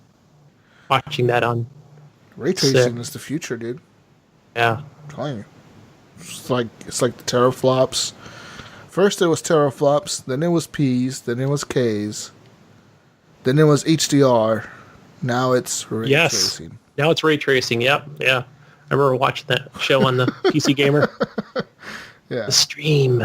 Ray tracing. And the one other game that's actually free to play this weekend is, I think it's called Squad. I know that game's been out for quite a while now. Not as popular as like your Battlefield game, but okay. Another kind of realistic type style game that needs a lot of communication between you and your teammates. Interesting. How do you find that communication on a PC? Like people are really communicating, or are they just being loners? So again, from just watching Twitch streams, they're all using their own Discord thing. So they've got actually their own 8 Discord, and they invite people from their friends list to play with them, and hey, let's get on Discord and chat and play this game. Yeah, because I've seen those Discords, man. And they're just like, all right, you're in number 2. All right, get in number 2, chat number 2, or whatever it is, audio 2, and then they're all in there together, man. 8, 10, 12 people, just like you would like Xbox Live. So awesome. It seemed to work pretty good. But again, that's watching like a stream of a professional, kind of. Well, that seems to me that if you're a PC gamer that plays these types of games, you're going to have a community that you go to, that you play with. Yeah. It's just normal, right? Even Xbox gamers do that, or PlayStation gamers. We all tend to have the group of people that we play with, and what types of games we play with those certain people. For example, like I play different games like PUBG and stuff, and even Call of Duty, and I'll have my different sets of people that I know, inviting them. I'll get to play a certain game with them. Like if I'm playing with Blue Yeti, I'll be playing PUBG. If I'm playing with Mirza, I'll be playing PUBG. If I'm playing with Alan, I'll probably be playing stupid ass Ghost Recon or PUBG or something like that. You know what I mean? Or if I'm playing with Wingman, I'll be playing Call of Duty. It's just different people like different games, Yeah, and I'm still a noob at this, but one of the things that I notice, like every time I fire up any kind of multiplayer game, even non-multiplayer games on Steam, it'll even let me know, like, hey, this has a Discord overlay. And I'm like, are they talking about for streaming, or are they talking about, like, something that's going to do with the fact that I'm playing, actually in the game with that person? So it seems like it's all coming together for Discord. And, and of course, you have that app installed, and it's even got its own store now, and you can get Turbo, where you get free games every month, if I'm not mistaken. Yeah, it's a lot like a subscription type thing where you're gonna get games, a lot like Twitch Prime almost, where you're gonna get games for being a subscriber to this service. Man, it seems like everyone's just giving away free games of some kind somewhere. If you're subscribing to something, I've got like. They're not technically free. Games now on they're not free because you're subscribing to it, so just keep that in mind. But I mean, I guess technically they're free because you're not paying for the actual full game or whatever. Right. And what's kind of weird about that Amazon thing isn't it? You only have that option for $100 a month, like a one-time fee of $100, right? $99. Mm-hmm. But I mean, a lot of people did it for, because they want to get their packages delivered at their home, and then they can take advantage of. I think you get one free audiobook, and you get these, like, I would just call them random indie games. I usually log in every other week, and I'll see, like, they'll give out something for credits for, like, Neverwinter. That's a free-to-play game, or Warframe. You'll get these in-game credits that you can spend. But then you will get, like, an actual indie game. Some that are actually, like, pretty good. So, like SteamWorld Dig and SteamWorld Dig 2 and a few others. Like, obviously nothing from a large publisher, but yeah, I'm curious to see what Discord has to offer, or, what they're going to do. Because I know my kids inquired about it, like, oh, I want to get this video thing, Dad. So Yeah. Okay. So we're just talking about Discord, Eric. Welcome back. Yeah, sorry, my internet's been going in and out lately. Oh, I gotta try to fix it. You are the cable guy, so you should fix it. And I need to, but pull out your tools and just climb up to the cable thing and fix it. I know. Did I ever tell you Eric used to do that?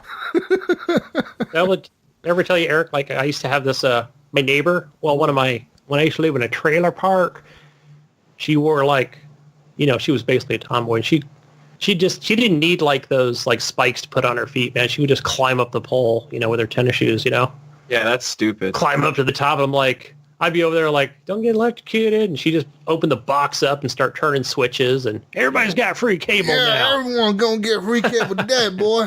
And then she climbed down, and everybody would cheer. Yeah, the hero of the trailer park.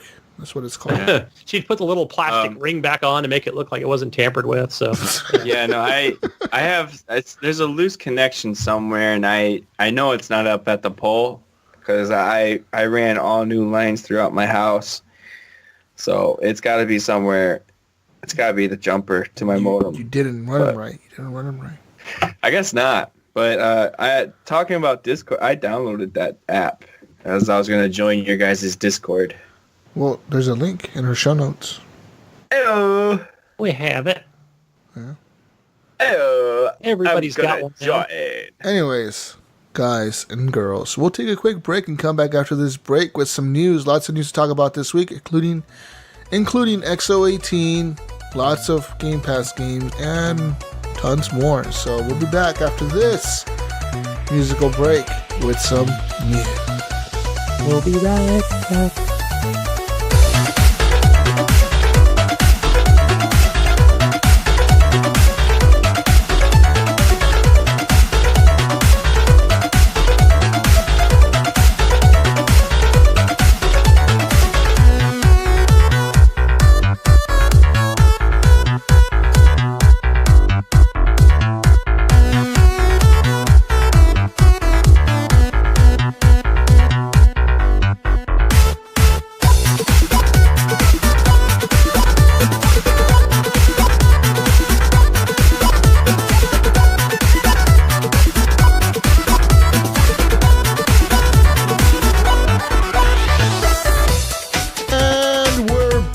Ladies and gentlemen, with the news. It's news time!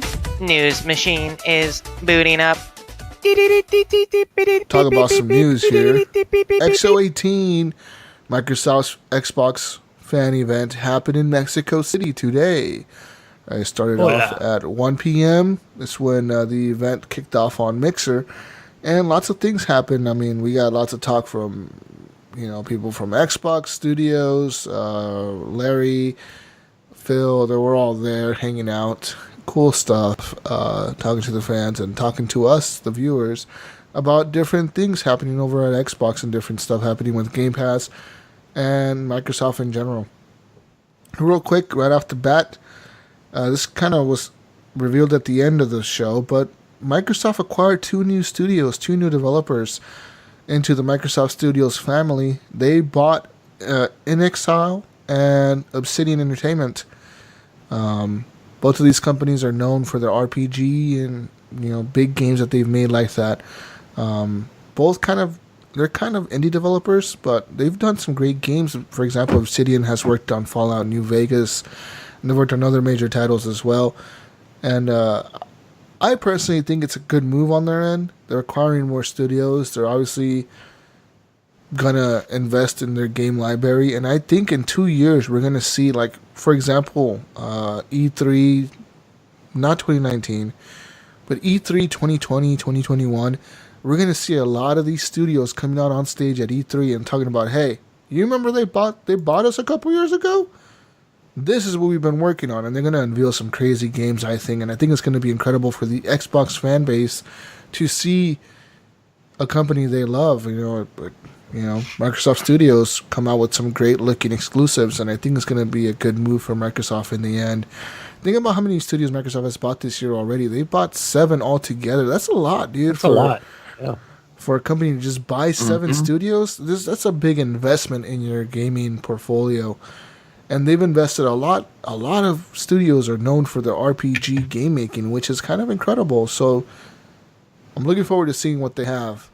Yeah, and I've been seeing complaints from I think from fans, from different, I don't know, I just want to say from people that either like or love Xbox, what have they been saying, over the past couple of years, when especially when they say, well, they don't have exclusives because they don't have any, the studios or enough of them, a variety, like compare it to PlayStation. And now you don't hear them saying that because now Xbox has those. Microsoft just acquired those studios. Jesus, I want to know your reaction to what they said was one of the things they made very clear. And I didn't watch the entire conference, but they said, look, we want to keep these studios unique and basically let them work on their own. Obviously, they'll have more funds available, but one of the things they said is, they want to keep them doing what they love doing, and not try and interfere. That's what their point was. Forgot the gentleman's name. I like that move. I think that's an incredible thing to do, to buy a studio and not force them in a certain direction. And even like, I forget who it was. It was Microsoft's head of studios. I forget his name, but he was saying that it wasn't Booty, right? It was the other guy. It was Booty, actually. It was him. Yeah. So he was on stage and he was saying how, like we know these two studios have kind of worked on like the same kind of titles. We get that they both work on RPGs and shit like that, but we're not gonna merge them. He said that specifically to like, we're not gonna put them together. We're not gonna make them into one studio. We're gonna keep them separate. Yeah. And we're gonna give them independent freedom, like creative freedom, so they can work on what they feel like working on.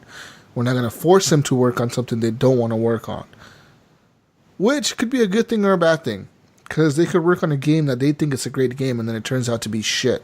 You know what I mean? Right.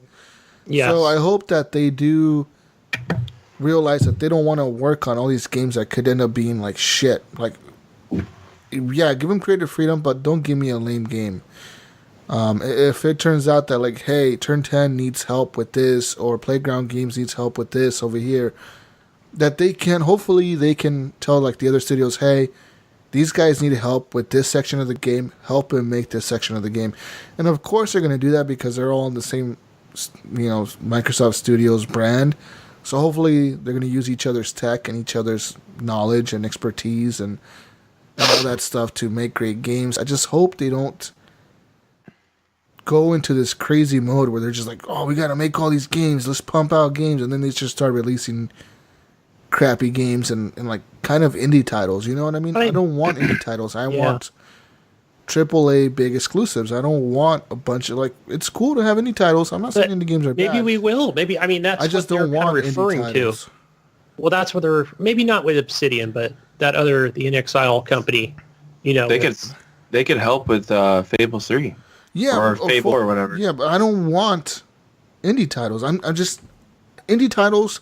To me, are more genuine and more fun when a person in a fucking garage is making them. Not when big studios are making them. When big studios decide to make indie titles, you could definitely see the cutting corners just to save money on the budget. I just hate that from them. Okay, Jesus, you know what I say? Be careful what you wish for, because I know what you're saying. They may not be for you, but I mean, I guess I'm in the same ways that think in the same way as you are, as far as I hope they take In Exile and just kind of leave them indie as much as they can possibly be. So yeah, it could be Xbox enhanced, of course, and it'll have the HDR, but leave it indie. It doesn't need to have, $10 million pumped into that game to have, to be so much more added to the game, I guess I do want to kind of keep it sacred. Don't force them to do something, but at the same time, if you realize like, what the fuck are they making? What the fuck is this garbage? I don't release it. I don't want to make the same mistakes they did with Scalebound and the mistakes they've been making with Crackdown 3. Like Microsoft's like pushing this game and it's clearly not ready. Like you guys have been saying, give studios time to make games, and if it takes 5 years, it takes 5 years. Yeah. Make a good game. There was nobody pushing Rockstar North and Rockstar San Diego and all those studios to make Red Dead. They're always like, look, man, we're trying to make this. Give us the fucking time we need. And they obviously took a long time to make that game. So, I'm saying, and it turned out to be a masterpiece. Same with God of War. God of War took them a long time to make. Long time. Yeah. They actually got denied the first time. Yeah. They're like, and then they made concept, and then they're like, okay, go for it. Yeah. So, don't... hopefully they come out with some great titles, and I think they will. And I think, like I said, a couple years from now, E3 2020 is when we're going to start seeing trailers, teaser trailers, announcements. And it's going to be a great time because that's the same year that I believe the new Xbox is going to come out. I don't think it'll be out next year. I think it's going to be out 2020. And I think that's when we're going to see, here's what the box looks like, here's the price, and here's the games. And it's going to be crazy, I think. Yeah. But not to say, I think Sony's going to come out the same year, and I think Sony's going to be like, here's the box, here's our games, and here's this. And I think it's going to be great competition for both companies, and if you're an owner of both of them or either one, you're going to be happy with what you buy. Obviously, Sony has been killing it, recently with crazy exclusives, amazing games, and it seems like to me people have gotten away from fuck the resolutions and all that. The games look great, right? Make the game fun. That's what matters. And I think Sony realized that. They're like, we don't have the power anymore. Let's just make the games good. So they've been focusing on that, and it's worked out great for them. But not to say, older games that they made were great looking too. Even though they had the power, they still look great, and they ran great, and they played great. They had great gameplay. They were just fun stories. They were immersive stories. The Last of Us was like an incredible story, man. That thing pulled me in from the beginning, and I loved every single moment of it. I wanted to know what's going to happen next. So I'm looking forward to what they're going to do with all these studios now. Who was the studio that did God of War? You remember? Sony Santa Monica. Okay, it was their own Santa Monica studio. Okay. Yeah. Yeah, it was an in-house studio. So, cool stuff. I'm excited to see what else Microsoft does here. If they're going to acquire more studios or just keep these. Because now they have, 15 studios or 13 studios or something like that. Quite a bit. Yeah. Quite a bit. I don't know how many does Sony have? Probably around the same, right? Not sure. Probably around the same, yeah. See here. Sony games. Because they got Sony Santa Monica. They got Sucker Punch.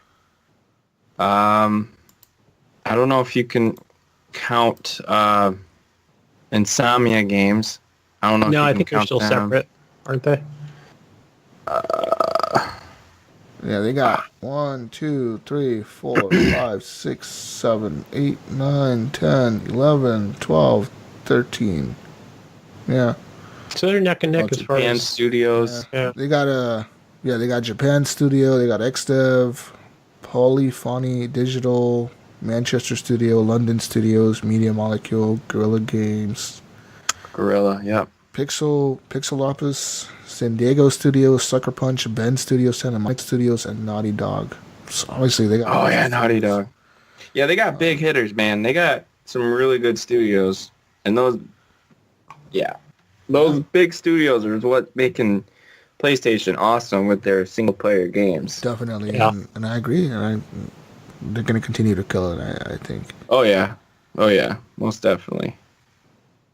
In other news that came out for XO18 for Game Pass, they've announced 14 new games, and some of the big hitters, of course, are now going to release here in the next week, couple days from now.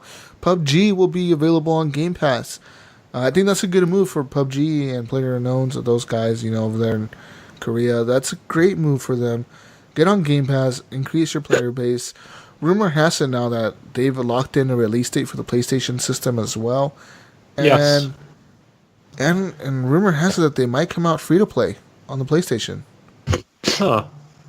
Yeah, I think at this point we talked about on the show didn't we even kind of predict that in a way, because we said this game just needs to be free to play. Yeah. Right. Yeah. At this point, because with Call of Duty out there, yeah. Yeah, with Call of Duty out there, with Fortnite just killing it left and right. It's a great move. Coming out free on Game Pass. Well, you still got to pay for Game Pass, but you know what I mean. You're paying for the subscription of 100 games, or 100 plus at this point. But it's coming out on Game Pass, and it's coming out hopefully next month on PlayStation. It's going to be a great move for them, and I think they're going to see their player base increase quite a bit when they release on PlayStation. You think so? And yeah, I definitely think so. They I was just gonna that. I was just gonna say that they weren't. I mean, I feel like Fortnite and Call of Duty that's the big battle royale right now it is, games but right it now. hasn't been released on PlayStation yet. And I think PlayStation users are going to be curious of what it is and how it plays and etc. And some people are going to like it. They're going to obviously like it. The game is very different from Call of Duty, very different from Fortnite, very different from those games. Even from DayZ or H1Z1 that they've been playing on PlayStation, that game is way different from those. And I think some people are gonna like it. I like PUBG because at times it makes you think more. It's more tactical, and you're more playing slower and taking your time. It makes the kills really worth it when you actually get a kill. You're like, yeah, I feel good. I got a kill for once. Call of Duty, it's just more fast-paced, more run and gun, kills are easier to get, way easier to get. But I think you're going to see a huge increase in their player base. And on top of that, they got a new map released in December as well. They got that snow map. Yeah, it's got its PC player base. It's got its Xbox. Obviously, so many people play that or committed to that. Yeah. So and this will be great for people that ever complain that I don't have the money to buy it but I got Game Pass. So hey, there you go. Game Pass. Other games that have been announced for Game Pass as well as Void Bastards. This game looked pretty interesting. I like the art style. The art style was very cartoony. It looked like a lot like Borderlands in a way, but way more cartoony than Borderlands. It looked like a cartoon. And you're playing in I think it was space or something, and you're just shooting these fucking enemies. And it seems pretty cool. I think it had co-op on it, 4-player co-op. It's coming to Game Pass on launch date. I didn't get a launch date on that. Maybe they announced it, maybe they didn't. I'm not 100% sure when that's going to be released, but they did say it's going to be released with the release date on Game Pass. Other games coming out for Game Pass, of course, Crackdown 3 coming out February 15th now. We got a locked-in date. They apparently moved it up before the 22nd there. Good move on them. Crackdown 3, they unveiled their new multiplayer mode. It looked cool, man. Complete destruction, available on all the Xbox platforms. Because they're going to use the power of the cloud, they said that it doesn't matter what system you play it on. When something's getting destroyed in the game and something's blowing up, say a building is coming down in the multiplayer, all the players in that match are able to see the same effects happening on that building and seeing it collapse the same way, thanks to the Azure servers and the cloud servers that Microsoft is using to power that game. Pretty interesting how they did that. It's going to be a 5v5 multiplayer. Different modes. They said they're going to have like team deathmatch, an orb catching one, domination, different things like that. Looks cool. One thing that I didn't like about the multiplayer reveal was they were showing this person jumping around, doing the killing and shooting people. But as they were locking on to the enemy was kind of like sliding or flying behind a building.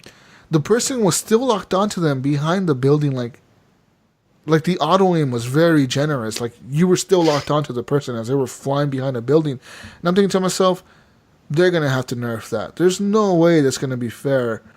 Like someone. Oh, you were talking about like a versus type mode of another human player. These people were shooting each other. It looked like team deathmatch or some shit. Oh, okay. And the person was shooting at somebody.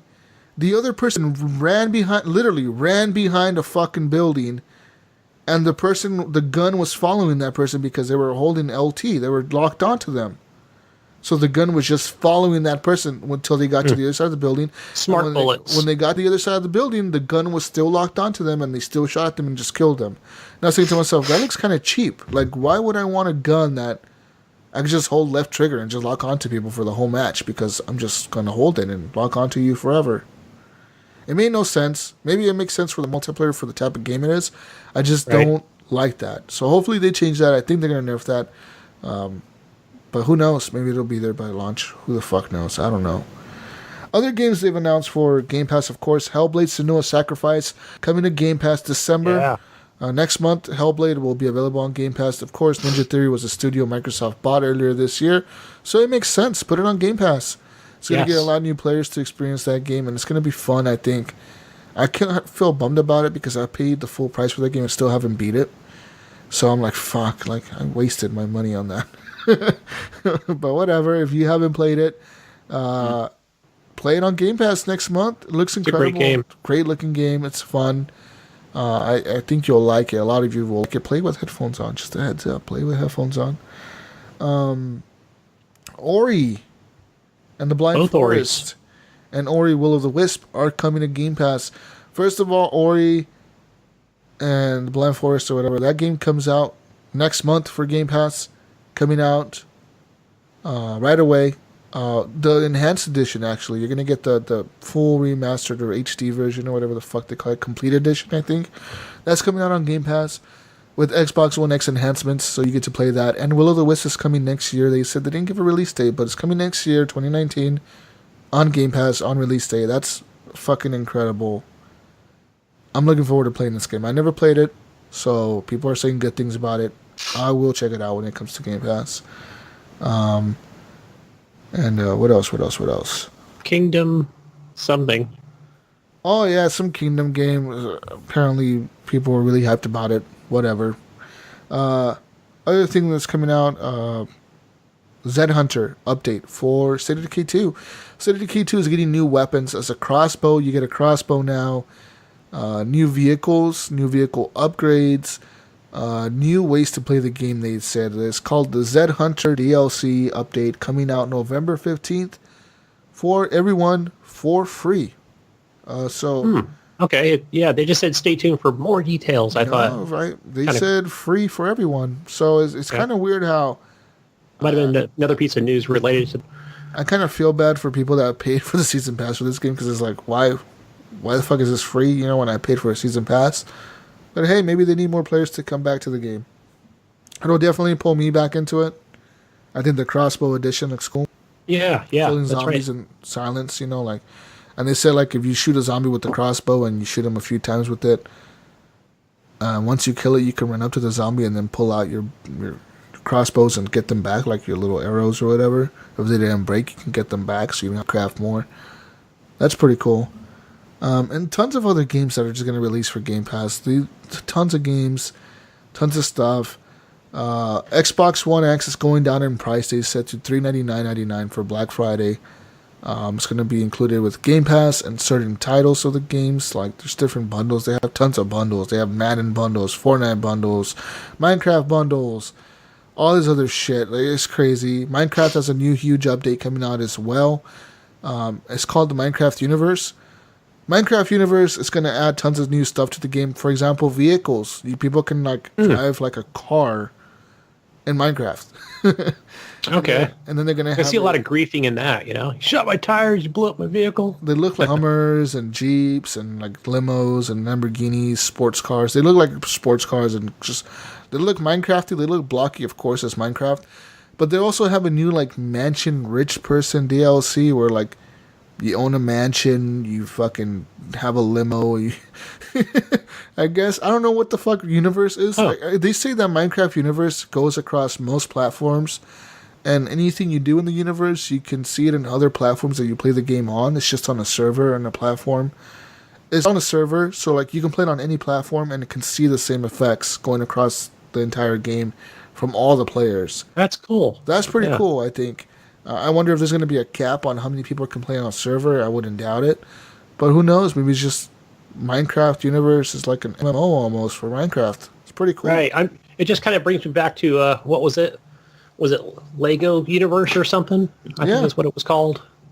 Something in that same play, that looked fucking interesting. And I thought that, man, as soon as I saw it, I was like, I have to buy that DLC for my kid. She's going to love that DLC. One other game I wanted to mention that's coming to Game Pass was Hello Neighbor. Oh yeah, and then the new Hello Neighbor game coming out too. Strange Neighbor or something like that. Is it what it's called? I haven't heard of that. I didn't know it was like a stranger neighbor or weird neighbor or something like that. Something weird, but it's like a spooky based Hello Neighbor where you actually get to play the game co-op with three other people. So it's 4 people going through like a house that's like is creepy themed. So like a lot of spider screaming. webs. I can hear it already. Blood and knives and weird shit everywhere, and you got to figure out what's going on in the house because you have a weird neighbor. Apparently, that would be cool because like in Hello Neighbor, if you get caught, it's like okay, like it's almost like a reload checkpoint type of thing, right? It depends on what happens. Where in this one, that may not happen. Maybe the game just keeps going. That's kind of cool. Yeah, that would be neat to see. Yeah. So I mean, lots of cool stuff. They obviously showed tons of PUBG and tons of PUBG on the videos that they were showing there. And then they had a really cool trailer that they showed in the middle of the whole event. It was this cool like montage of different games like Assassin's Creed, Red Dead, Battlefield, Gears of War, Halo, Minecraft. They just had like all these games showing around, like these like trailers, cool trailer. And the whole time I was thinking to myself, why are you showing me a trailer for the Xbox when you know if I'm watching this, I'm probably an Xbox fan that already owns an Xbox. Why don't you run these types of ads on a television channel? Like, I always see Sony trailers like this on TV where Sony is showing off like God of War, and then they'll show off like Monster Hunter, and then they'll show off like Spiderman, and they'll have a montage of their exclusives, right? Like big exclusives for Sony. They'll have like this huge montage, and they'll say like PlayStation available only on PlayStation. Well, they do. Play now. And I never see Xbox ads. I don't watch TV, but if I'm walking by, like they show it on AMC, like The Walking Dead. Okay. Like they'll do. It's pretty much all Xbox commercials. Well, okay, there's just no Sony. There's a few other TV shows that I've seen that do the same thing. They just need more ads. I'm thinking to myself, like, this ad is fucking cool because they had like all these things, most powerful console in the world, and they had like another stat that said like the only console that does true 4K. Like they had all these quotes from like different websites, and like I'm thinking to myself, like, this looks like a cool ass commercial. Like this would make me want to buy an Xbox if I was just a small person, but I would never see this on TV. I do see more PlayStation ads than Microsoft. What were you gonna say, Eric? Oh, I saw Fallout 76 trailers today while I was streaming football on an app. For what did it say? Like, was it tied to a console? Just Xbox. Oh, okay, yeah. I mean, Bethesda, they mainly. Well, yeah, they're good friends. Yeah, you know? Yeah. They don't like Sony. I don't think Bethesda does. But yeah, Xbox. But of course, the other big news was the Black Friday deal. It's $100 off an Xbox One console.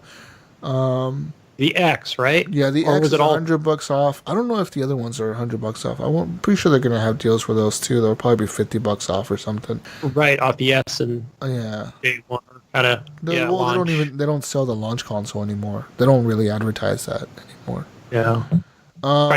Just go buy a used one. You can save $10 on Xbox controllers. They said they're gonna be $10 off all the controllers across the system. Cool. What are they normally? $39, man. $60. Okay. And they're gonna have a bunch of game discounts, 50% off PUBG, or like not PUBG, but like other titles. I think Forza was 50% off. A lot of games are 50% off, and then some are gonna be 35% off, and these are all gonna be available digital and physical at the Microsoft Store if you don't like to buy digital games. And I'm sure like other stores are gonna have like their own types of sales. I wonder if they're gonna be the same amount. But I mean, I know PUBG is 35% off. State of Decay 2 is 35% off.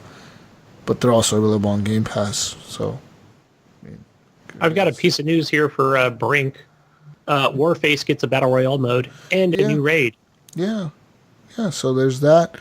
The Warframe, you mean? There's Warface and Warframe. There's two different games. Oh, I'm sorry. Yeah, it's Warface I'm thinking of. Yeah.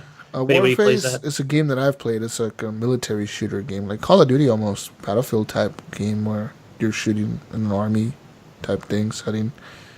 Yeah, that has a new Battle Royale mode that came out like last week or so, and then Warframe is that space alien game that's free to play. That's pretty good from everything I hear. Of course, Forza announced their new Fortune Island expansion. Yeah.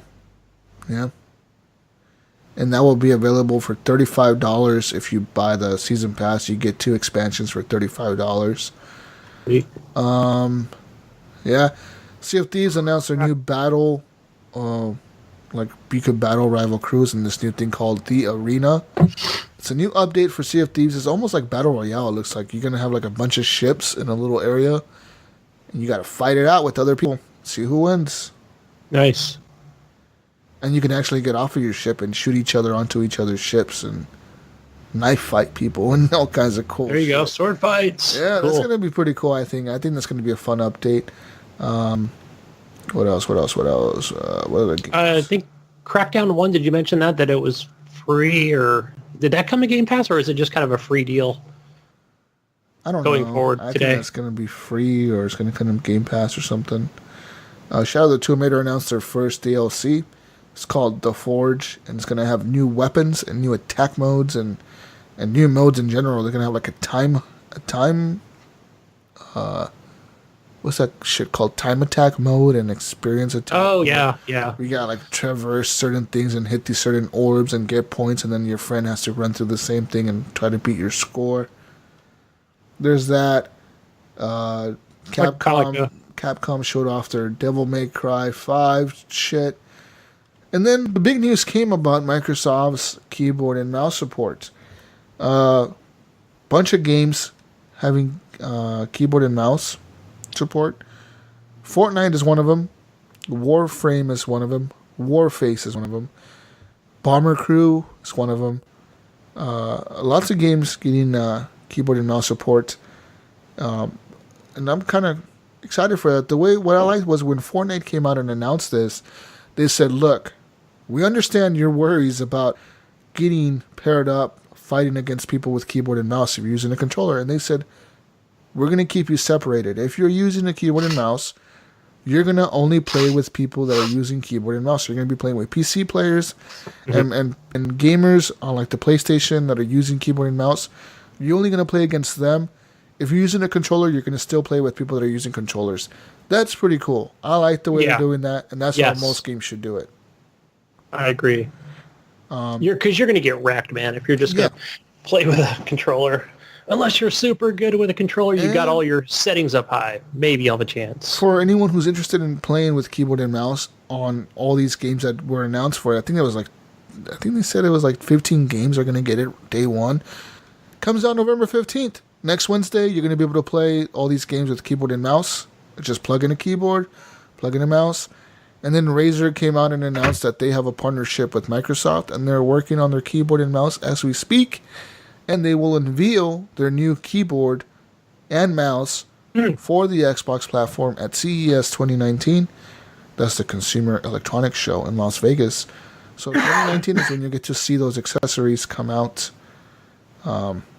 That's in January. It really happens really early in the year. So January 2019 in Vegas. What do you think? Are you just gonna get on there with your keyboard and mouse? Just wreck them?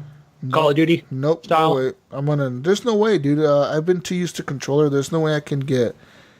It's gonna take for a learning keyboard. We're just gonna stick with our old controllers. Yeah. Yeah. Obviously, I'll keep my keyboard and mouse hooked up to my PC. More games coming out for indie for the Xbox. Tunic, Ooblets, Winter of Arcade coming out to the Xbox ID program. And ID at Xbox, they say that they now have over 1,000 titles for that system. And it says here, Microsoft will donate $5 of Xbox products for every photo shared on social media about what gaming together means. So basically they said, pick a picture, any picture of yourself gaming with people online, of yourself gaming with your kids, of yourself gaming with friends on a couch. Take a photo, go to Twitter or Facebook, and use the hashtag #GiveWithXbox. And for every photo that they see on social media with that hashtag, they will donate $5 of products for different charities. For example, Child's Play, which helps children in hospitals that are sick get consoles and gaming stuff to get distracted with. Gamers Outreach, that helps disabled gamers for different reasons get gaming supplies. Special Effect, and Operation Supply Drop, that helps veterans across the seas and get that stuff. So cool stuff. So go take pictures, guys. It's not that hard. Just take a fucking picture of yourself playing a game. We're all on Twitter, right, Eric? That is right. Just take a picture, use it. They said it could be any picture. It could be a picture of you, picture of yourself gaming. Just give with Xbox, and they're going to use that hashtag to give away $5 worth of supplies for these charities. That's pretty incredible. I think it's going to be awesome. But yeah, lots of news came out this week for that. Today, in general, came out. And there was actually a new game that was released today on Game Pass. I think it was called Thieves of Thieves. Yeah. Something like that. It looked really cool. I like the art style of it. I can't wait to check it out. It came out today, available on Game Pass now. So there's that. It looks like a side-scroller made by the people who made The Wolf Among Us. Came out today. So I'm like, I fucking like The Wolf Among Us. I might like this game. Season 1. Okay. Downloading that now. Oh, okay. Man, that was quick. Done. Fuck, damn. You sold him. Oh, man. That didn't take much. But yeah, there's that. That's most of the Xbox Xo 18 news that I have. for you guys. What do you guys think of it? Did you guys watch it? Did you guys like it? I thought it was fucking cool. I wasn't able to watch it. I had to work today. I would have probably loved to watch it. I'll probably watch it later, though. It was pretty cool looking. It reminded me like the PlayStation Experience shit, where like they just have Xbox stuff everywhere. It looked like E3 almost. Which is like, what are we talking about now? Let's talk about this, and boom, boom, boom. They're just talking games left and right. And yeah, nice. I missed most of it, so I was like just busy. Nothing about Halo? And playing Red Dead at the same time. No Halo, no Gears of War, none of that. Man. Which I thought was kind of weird. I thought they would have said something about Gears of War 5 since it's coming out next year. Anything about Eric? Scalebound? Yeah. Are they bringing it back? Yeah. Okay. What? Eric, you mentioned something about Forza Horizon 4, didn't you? Something about Thunder? Oh, they added Thunder to the game. Gosh, I thought it was some kind of DLC. They actually added real Thunder. Okay. It might have been DLC. No, there is but- DLC coming out. Like I told you, there's going to be a new expansion. It's a new island, new map. And there's Thunder and Lightning gonna be in it. Speaking of Thunder and Lightning, they had a pretty cool trailer that makes me kind of want to buy Just Cause 4. They showed Just Cause 4. That was a good trailer. That trailer was fucking sick. It was cool, man. I loved the fuck out of that trailer. I like how he's just there to fuck with the tornado. Yeah, he's that just like fun. fucking going. It just shows him going to different areas of the map, just like fucking outrunning a sandstorm and hooking up to cars and flying through the air and hooked up to a car. I was like, holy shit, this looks fucking cool. Oh man, they look fun. You didn't even say Rico's escaping the sandstorm. He's just like, well, I'm just going to leave this area. How about that? Yeah, just fucking cool. Cool stuff. Xbox, I liked it. Hopefully they do another XO next year and XO 19 somewhere else around the world. Don't they do them every couple of years? I think. Well, they said they used to do them every year almost, and then they would do them in different locations, and hopefully they continue doing that. Hopefully next year we'll get a new one, or maybe in 2020 we'll get another one. I just hope they do it yearly. Sony did it yearly for a while there. The PlayStation Experience. They've been in San Francisco a couple times. Why not? Just do them around the world. Just fucking one day we'll go to Paris, one day we'll go to Hong Kong, one day we'll go to Japan. Just do them everywhere. Why not? Heck yeah, dog. Lots of news for Kingdom Hearts 3 came out also, where like they showed yet another trailer for Kingdom Hearts 3. It's Winnie the Pooh. You're my friend now. Winnie the Pooh, and they showed a Frozen, the character from Frozen. They showed fucking Pirates of the Caribbean levels, and they showed tons of characters in the game. But there's that. That's it. That's all I have for news for that. In other news, let's move on here and talk about some more serious news in Chicago. According to some news, the city of Chicago, Illinois, is planning to add a new video game tax to video games. Apparently, there's already a tax on Netflix, Pandora, Spotify, and Chicagoans, so I guess is what they're called. They already get taxed on that, and that's a part of the city's amusement tax. Wow. But amusement tax. Okay. I don't live there, but apparently they already have this in place. It's called an amusement tax. Pandora, Spotify, and Netflix get it. But they're saying that now, beginning November 14th, in just a few days here, Tuesday, any PlayStation user in the city that buys a new subscription to PlayStation Plus, or PlayStation Now, or uses PlayStation View, or anything related to PlayStation, you're going to get a new tax on that. Part of the amusement tax. Why you always got the hiccups, Eric? We're gonna see a new Xbox. Always drinking. A lot more Xbox players in Chicago. But it says here, yeah. I mean, some people are saying that this is unconstitutional, but I mean, this is what's happening, guys. I don't honestly know if it's unconstitutional or not. Maybe it's part of the Illinois Constitution that they can just do this. Apparently, they can because they already have. It's the government; they can do what they want. Yeah. When I say government, local government. They said, a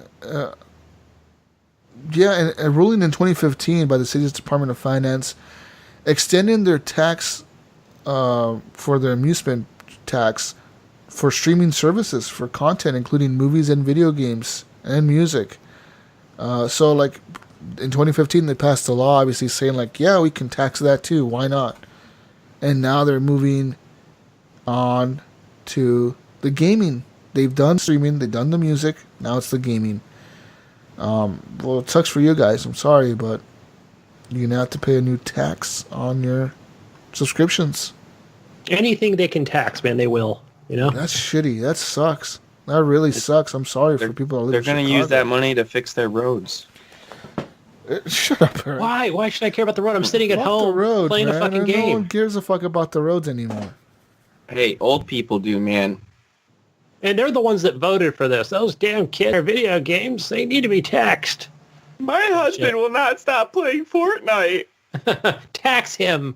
Tax him. This will show him. Bullshit. Yeah, apparently some people call this the cloud tax, the Netflix tax, and the Hamilton tax after the musical even gets taxed if you go buy tickets for the musical. You have to pay I was going to say Vengeful Jedi needs to be, chime in on this one, but he needs to be pissed. They get taxed. That shit, that sucks. I don't know if he doesn't live in the city, so I don't know how that works. Yeah, how that works. Probably just must go by zip code. In other news, the video game strategy guide publisher Prima Games is shutting down. Prima Games is obviously known for their huge books they make on every single fucking game that comes out. They release these crazy, huge, thick books that cost $30 to buy, usually. Oh, yeah. I just bought the Assassin's Creed thing, and I got the free digital version off of Prima Games, which I have here on my desktop. Better download that soon, Gunny, because early 2019, they're closing up shop. Well, I can't download it. It's just I have to go to the site to view it. I just unlocked it, so it's probably going bye-bye. It says here the decision was announced by the Dorling Kindersley division of Penguin Random House, and all three of Prima Games' offices at Roseville, Indianapolis, and New York will close its doors, affecting all employees working there. While Roseville's will shut down by mid-November, the Indianapolis office will continue publishing guides until March 2019. So it says here, Prima Games Guides first began publishing strategy guides as an imprint of Dorling Kindersley in 1990. So there's that. They've been around for 20-something years now, but they're just not making money. Who buys those guides anymore? Dude, YouTube killed that shit. Yeah, they did. Tell me when's the last time you bought a guide, Eric? Sometime last year. Oh, yeah? Mm-hmm. How many did you buy? How many did you buy? I have a whole stack. I think my last one was the Assassin's Creed Odyssey, or not Odyssey, Origins. Origins? Yeah. Oh, okay. But I got all the Gears strategy guides. I got the Gears of War 4 art book, and that was made by Dark Horse, though. I got Halo 5, Witcher 3. Yeah, dude. You got Skyrim over there? No. That's the Bible. Yeah, but it's been... I might buy one every 3 years. Yeah, I don't see them buying them very much. But it's just... I mean, they're still going to make strategy guides, right? They're just not going to be the... No, they're not. They're done. No, they're done, dude. Damn. They're shutting down shop. Wow. Yep. In other news, the Army is putting together a team of video gamers from within its ranks to try to reach young Americans in the digital worlds where they spend much of their time. It says here, more than 15 years after launching America's Army, a first-person shooter game aimed at enlisting real-world soldiers, the Army is calling for active duty troops and reservists to compete in video game tournaments or esports in one of its latest recruiting efforts. The move follows the Army's failure this year for the first time in more than a decade to meet its fiscal year target for bringing in new soldiers as it seeks to expand its ranks to more than 500,000 in the next 4 years.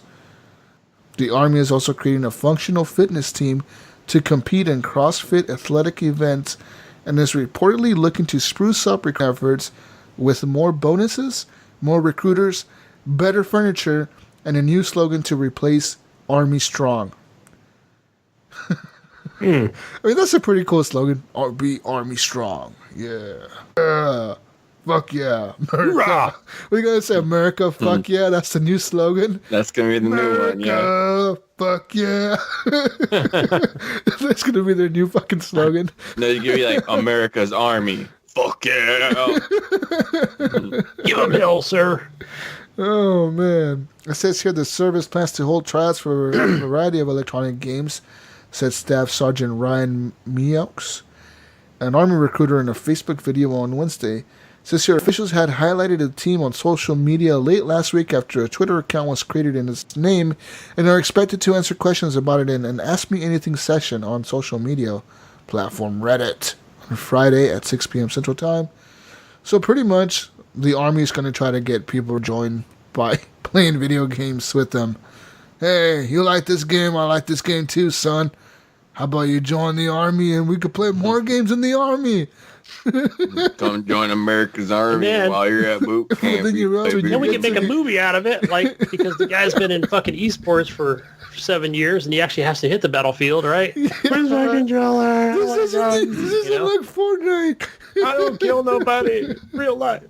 So. Yeah. I mean, how do they expect to do this? Makes no sense to me. Like, they have a marketing team, right? They met no quota, okay? They didn't meet their quota for how many soldiers they're trying to bring in this year. So their idea is to go to esports tournaments. I get the CrossFit athletic training because they're going to these events where people are all fit and they're all about fitness and shit. I can see those people wanting to join the Army. But you're going to tell a gamer, hey, dude, join the Army. They're going to be like, what? It's cool.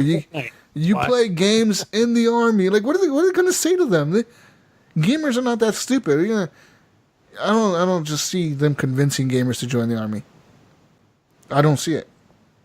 I think what it is that, you know what I think it's going to happen is they're just going to take the ones that, I don't know, for whatever their reasons of going in and going through your basic training, and, that it finds out that they absolutely have a place for them if they complete. They're just going to take the ones that don't and go over to esports if you like video games, I think that's where a lot of them are going to end up, but who knows? Maybe some might actually do it for the college funds and home loans and things like that. It might be a good incentive for them, Yeah. To be like, well, they're just not going to go be a foot soldier or, be a... Yes, other things for them. Got different things to just join and actually... She's a fucking mechanic. And she's a girl. She's like a tiny girl. She's like 5'4" or some shit, and she's a fucking mechanic for like their tanks and their Humvees and shit. So just like the Marines, they actually, that's how you get your commercial license, and there's a lot of other things to do. Yeah, I'm not saying, there'll just be another one. I'm not saying it's a bad thing. I'm not saying it's a bad thing. The Army's cool. I'll give you props if you join the Army. Thank you. I appreciate it. I'm just saying it's going to be hard to appeal for certain people. Like, I know lots of people that are gamers that they would have no place in the Army. They just don't give a fuck. They'll just be like, there's no way they're going to join. I just don't get it. Get out of the couch. What are you talking about? Yeah, like would actually go there? I need to go run 5 miles in 2 minutes. What the fuck is wrong with you? Like, they're going to be like, no way, dude. Like waking up at 3 a.m. because you decide to wake me up because you want to. Like, they're going to fucking hate that. So... I don't know. We'll see what happens, though. Maybe it'll work out for them. Who knows? In other news, the PlayStation Classic is actually known... It's been revealed now that it uses an emulator to run its games. That's no surprise here because... well, they all do. They all do. But the thing is, PlayStation is actually using a fucking PCSX emulator for the PC. This is an emulator that was used for pirating games, and they just used that software to put it into their console that they're selling for $100. That's for free. You can download this free. Yeah, you can get it. It's like, please do that. Please steal games. At least, they say here on this article, at least Nintendo's emulator, because Nintendo uses an emulator for their console too. I don't think they're going to put extra pieces in their hardware. They're using an emulator for that console as well. The Nintendo Classic, Nintendo, whatever the fuck, all that shit. It's all emulated, but they say Nintendo actually made the software to emulate that. Like, they made their own emulation software. Sony just fucking downloaded this pirate shit. And they're going to use that. So it makes no sense. It's just, what the fuck, Sony? And they're selling it for $100. Whatever, though. See what happens. What do you guys think of that? It's just for the list of games. I don't think it's worth $100. Just not at all. Not for Bring that. it down to $60, and I would definitely buy it. It ain't worth it. Yeah, Well, give me $20 and I'll buy it. something I can, Real. do retro. This is a fucking stocking stuffer, man. Who the fuck buys a $100 gift for a stocking stuffer? Unless Yeah, you're and it doesn't rich? even come with a power outlet thing or. It's a fucking cord or- little USB cord or some shit. I wonder if that was just to get away around the listing or something. Just to say it's USB. Just plug it in the one of your dongles or something. But yeah, Yep. maybe they'll come out with a Yes. better one with like some better games next year. In other news, move on here, some Red Dead news. In Red Dead Redemption 2, we obviously know the O'Driscolls are the enemy of the Dutch Vanderlyn gang. Colm O'Driscoll is the leader of the O'Driscoll gang. Well, apparently there's a guy in real life named Colm O'Driscoll. And he has a Twitter account under the name Colm O'Driscoll. According to him, Yeah, how many according times to did tweet him, that?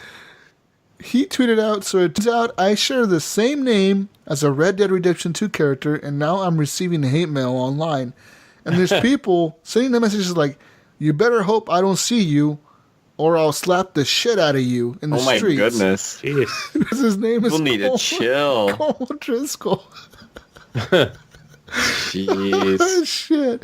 People are sending this guy hate messages telling him they're going to fucking kill him, they're going to get him. And he's like, look, man, I just don't know. He says, quote, I find the whole thing kind of funny, but the messages are starting to get annoying. A little part of me worries that some of these people are so emotionally invested in the game that they're starting to lose perception of what's real and what isn't.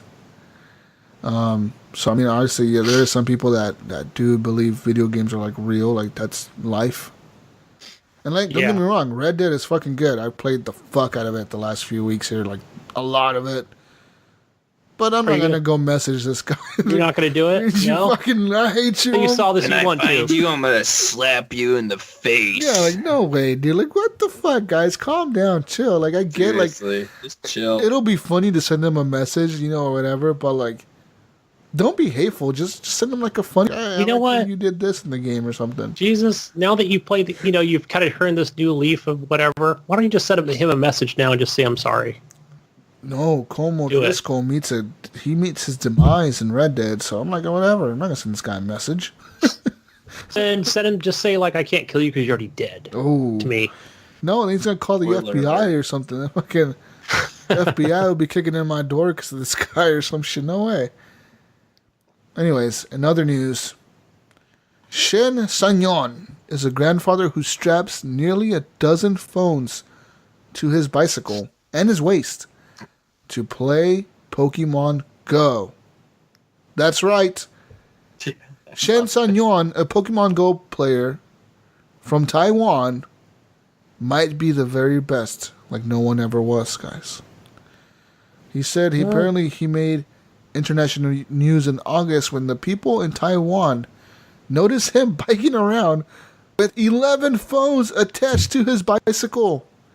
He made like a special mount that he put in the front of his bicycle on the handlebars that would hold 11 cell phones at the same time. Like, just 11 cell phones in the front of his bicycle at the same time. And he was running around Taiwan catching Pokemon on Pokemon Go. Now, he's made a waist holder. He can hold 15 phones on his waist. Holy crap, you guys listening got to click on this link to see All connected this to image. batteries that he has in his waist, like hanging off his left side of his waist here. He has a pack, like a huge bag, with batteries and chargers in them. He has all these phones wired to these battery chargers, and he's fucking running around Taiwan, walking around catching Pokemon with like 15 cell phones. It says here, according to local news that tracked them down, San Yuan spends more than $1,000 a month Oh my gosh. to feed his Pokemon Go habit. He said his favorite Pokemon is Snorlax, and he doesn't like to assault gyms because it makes other players feel bad. So he doesn't attack other gyms, he's just catching the Pokemon. I mean... Interesting, yeah. Wow, this is quite a rig he's hooked up, and he's even got his umbrella hanging over. Just in case it rains, he's still going to go out there like a trooper. Yeah. That's one expensive phone bill, I'll tell you what. Well, yeah, right, because he has to have the data for those phones. Unless he's paying data for one phone and then he and using the hotspot. Oh, right, kind of, yeah. Hotspots all the other phones into that phone. But then he still had to buy all the other phones. Yeah, I would say he still had to purchase them all, right? He still had to buy 12 more cell phones or whatever the fuck he has there. Wow. Just wow. That is incredible, man. I am impressed by this man's... Yeah, me too. I mean, the man right now gets out there and he's happy and he's getting his exercise and,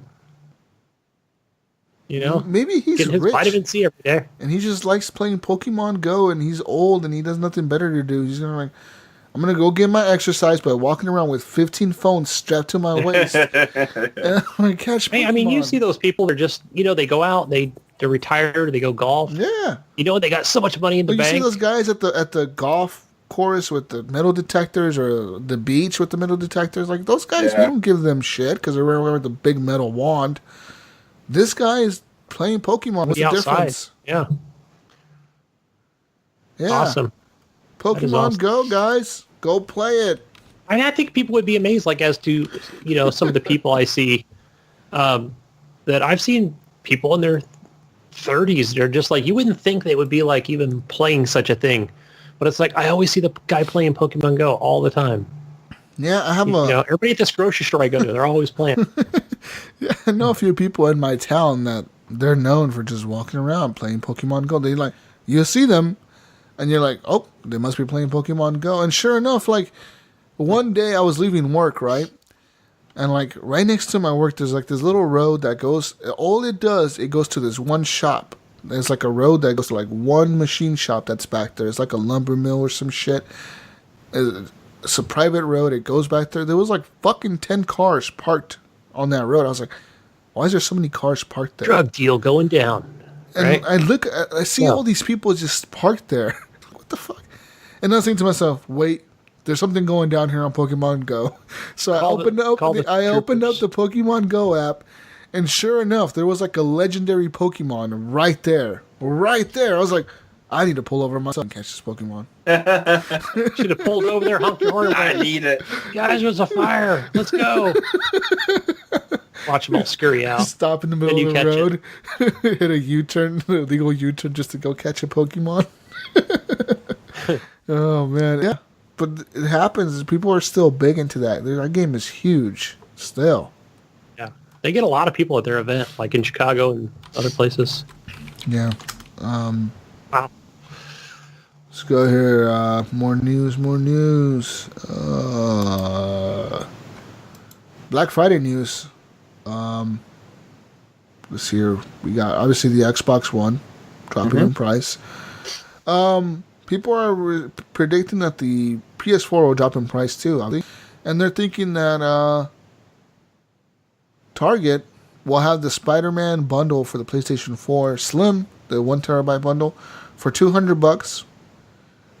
You can find the same price at Best Buy and Walmart as well. So I'm assuming that's going to be the price across the board for the 1 terabyte Slim PS4. You're going to get a copy of Spider-Man and the PS4 for $200. That's really cheap. Yeah. Any pros? PS4 pros? No, I don't see it. Let me see here. PS4 Pro. Nope, no price for the Pro. It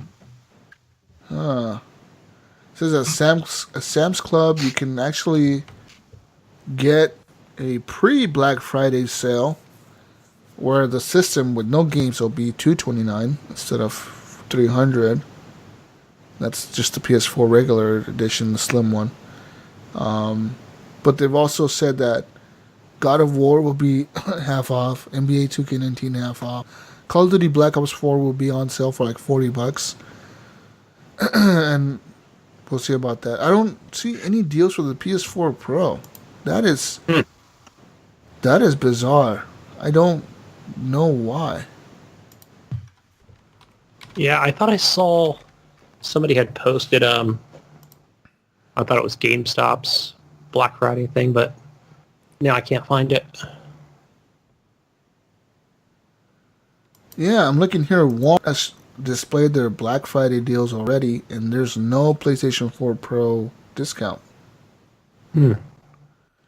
That's silly. I just don't think it's going to be discounted. I don't think Sony's offering a discount, so some retailers are not going to do it. Sometimes retailers give out discounts in hopes that you'll buy something else in the store that same day, because they're not getting the money back from Sony, right? Because Sony usually dictates what the price is going to be. They'll be like, drop it at $250 and we'll pay you the difference for the console or whatever when you send us how many you sold. But sometimes Sony just doesn't do it. They'll be like, no, we want you to sell it at full price still. If you give a discount, if you sell it for $300, then you're just taking $100 loss there. It's up to you what you want to do. And I think we saw... We're going to do it. I did see some earlier this week. It might have been last week too, but regarding the Sony's VR. Oh, Sony's VR is dropping in price, dropping $100 in price. So you can get a PSVR brand new with like Skyrim for I think $250 now with the Black Friday deals, and a regular edition with just Doom. It doesn't come with the wands though. That one's down to $200, I think, which isn't bad. The wands are like $60 or whatever, so you got to consider that. You can just pay $50 more and get the Skyrim edition if you can find it for $250. That's a good deal. But yeah, I'm looking, as far as all these articles are saying, no PS4 Pro Black Friday deals. Wow. Yeah, darn, that sucks. And everyone was predicting that they're gonna have like huge discounts on the PS4 Pro. Like, oh, it's gonna be big. I don't know. I can never find a... Well, they restocked the PS4s, especially at my Target. They only put a couple in there at a time, of course, because they could always just get a UPS overnight, so they're only going to put one or two in there. Yeah. But yeah, I haven't seen any drops. But I haven't really checked online either. Yeah, the regular Xbox will be down to $200. PS4 has a good deal. It's $200, but it's only for the standard edition. And of course, you got your Nintendo Switch, 10 off a certain game. That's about as low as they go, Yeah. Yeah, Nintendo Switch. And then, it says here that Target actually has a deal for the Switch, where if you buy, you get a Mario Kart 8 Deluxe for free. Oh wow, because that's $60, man. So that's there you go. $50 deal right there. Get that for free. I mean, I guess that makes sense. That's a cool buy. But yeah, seems like the best console deal. It's if you're gonna buy the most powerful console, I guess if you're going for a powerful console. Xbox One X, $400. Still kind of expensive though. You could buy a PS4 regular and a Xbox One S with that same price. Yeah, that's true. So think about that. You could buy two consoles that are weaker. But if you're a more games, 4K TV holder, you obviously pay the extra dollars. You definitely want that Xbox One X. But that's all I have for news this week, guys and girls. I mean, obviously, more news will come out as we get closer to Black Friday. Hopefully, I was hoping for a discount on the PS4 Pro because I want to get one. I really want to get one for Spiderman, but I don't want to pay full price for one. Yeah, right. I've done it twice now, and I've sold both of them. I don't want to pay full price again and lose $100 when I sell it because I keep checking that Craigslist. My brother-in-law told me he'd sell his to me for like $150. All right, Eric, this is what you got to do. You got to buy it for $150, and I'll give you $125 for it. Heck no. I'll give you for shipping, Eric. I'll give you $155 for it. Making $5, bro. Jesus, no. You pay the shipping, and I'll pay the shipping on top of that. So now you're making $5. No, for free. No. What I'll do, I'll sell you my Slim. No, what the fuck? I don't want. No, what the fuck is this? I could get a Slim for $200 with Spiderman. What is your deal? What's your offer? $199 for this used Slim You've probably abused the shit out of it. That's why you want to sell it to me. No. Don't lie to me, Eric. I see you slamming on it and kicking it. I don't slam it. I don't do that. I don't Throwing do that. Dirt on it, you dirt merchant. I don't do that. You dirt. Don't even call me a dirt merchant. Get the frick out of here. It's got some burn marks from months that he placed on top of it. Your fucking bong water spilled on it, so it smells like fucking nasty bong water. Oh, yeah. Anyways, let's Cat sprayed on it. Let's get some community questions, guys and girls. You can always leave us questions over on our Facebook community and our Discord as well. You can join both of those by clicking in the links on your show notes on whatever you're listening on. If you're listening on iTunes, go down in the show notes. There's links there for everything: Patreon, Mixer, Twitch, our website, everything. Just fucking everything is there. I make sure I put everything there. I try to, at least. But go do it. Go now. Go on.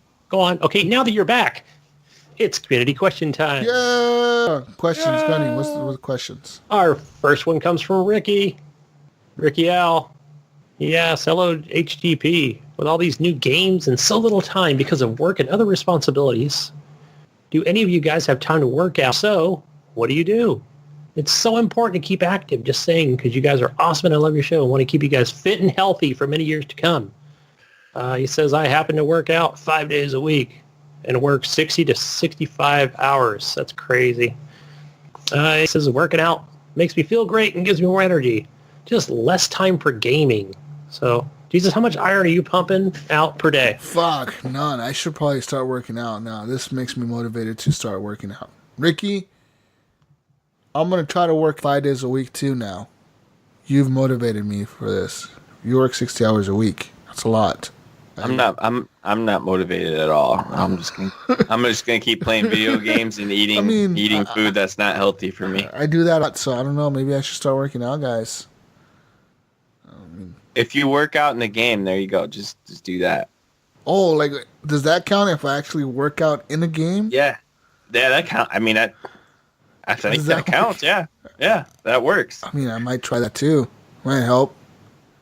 I don't know. So yeah, for me, I just kind of sit on my chair all day and just kind of hope I can. No, so going back several months, let's go back a couple months ago. Ooh, okay. Yeah, let's go back a couple months. Machine, go back. So first of all, 4 days a week, I obviously deliver a lot of wine and alcohol by hand. So I have a hand truck. I don't use any electrical devices. Not even on my truck is an electrical device. It has a ramp, or I can just like jump up and grab the shit. Delivering whiskey and alcohol by wagon, guys. Yeah, I'm trying to describe this here. I'm taking too long, but he has no electrical devices anywhere near him. Well, some people got like Pepsi or like the beer guy, where I just have the pallet jack just no, it has to be by hand. But still, like I think I was eating a lot of just garbage and and having several English muffins and yeah, I would eat my bananas and stuff, and I have my potassium going. But now I'm drinking a lot more water, eating way less carbs, and I've been feeling really good. I basically went from 214 pounds. I weighed myself today. I am at 195 pounds and feeling pretty fucking good. So, yeah, obviously less time for gaming. But, I mean, now that we're in the holidays, I've been delivering a lot of champagne, so I'm getting that six-pack back again. Bulking up. That's what I'm doing. Everybody says I'm looking pretty hot, What do you think, Jesus? Huh? I think you're looking pretty hot there, Gunny. No, in all seriousness, I was not able to, because I always have to crouch down and pick up these cases. And I was having a hard time fucking breathing. Like, my face would get red, and it was like, and people were saying, yeah, it's probably your blood pressure, Like, how's your salt intake? Are you drinking enough water and things like that? So that really motivated me. I'm married, so I don't care how I look. So I just kind of came with it. So, yeah, I'm feeling really good. I can get down there pretty low and pick up any case. And, yeah, just trying to stay healthy. I've been doing a really good job at it. But, yeah, Rick, I feel you, man. I wish I had more time to finish that Red Dead. Finish that Red Dead. Yeah. Hell yeah. Next one from Brian Tulp Jr. It says, what's your favorite costume you dressed in Halloween? I don't know if this was meant for last week or not. I haven't dressed for Halloween in a long time. Because I was a kid, probably. Yeah, but when you were a kid, was it like Spiderman? No, my favorite one that I always remember was dressing up as Batman when I was like 5 or 6. Probably 6. I always dressed up like a stupid vampire. That's stupid. I've been a vampire before. I know. Why would you dress up as a vampire? That's so dumb. Or I'd be like some sort of like sport player zombie, like a football zombie. Or soccer. Yeah. I was horrible. I was horrible at picking a costume out for Halloween. So I never had one that I was on a budget. Yeah, no doubt. Same here, growing up poor as hell. Same thing. Hey, so I had 2 of them that came to mind that were kind of good memories of. The first one was me and my sister would dress up like aliens. Mom put like tinfoil on our heads and on our ears, you know? Yeah. Oh, I mean, we had no money at all. And then she put like this, like, not like black cream, but like a dark, like purplish cream on our face. Okay. Whatever the hell that was, but it made us look like friggin', you know, like aliens. It was fun. It was just fun, you know? Fun times back when I was 11. Yeah. And then me and a friend, when I was 13, 14, a good friend that I still talk to this day, we dressed up as women. And yeah, we went trick-or-treating like that. So we were like cross-dressers, man. It was fun.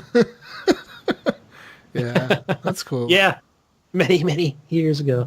So that was that. Yeah, I remember, what the fuck, I dressed up, as Batman that one time. I really liked that one. I don't remember the other ones because I probably didn't like them. Because remember you used to go to Toys R Us? That was the place you would go. Yeah, Toys R Us or Kmart. Yes, or Kmart. So you would just grab the cape and you'd be Superman and you just throw on the plastic, you know, thing. And then, you know, we were always like trying to cut the eyes a little bit more and the mouth thing so we could smoke our cigarettes, you know? Yeah. Because that hole was way too small to breathe out of. Anyways, next question. Anyway, he has another question. It says, how many more weeks do you think you will be blowing Red Dead Redemption 2?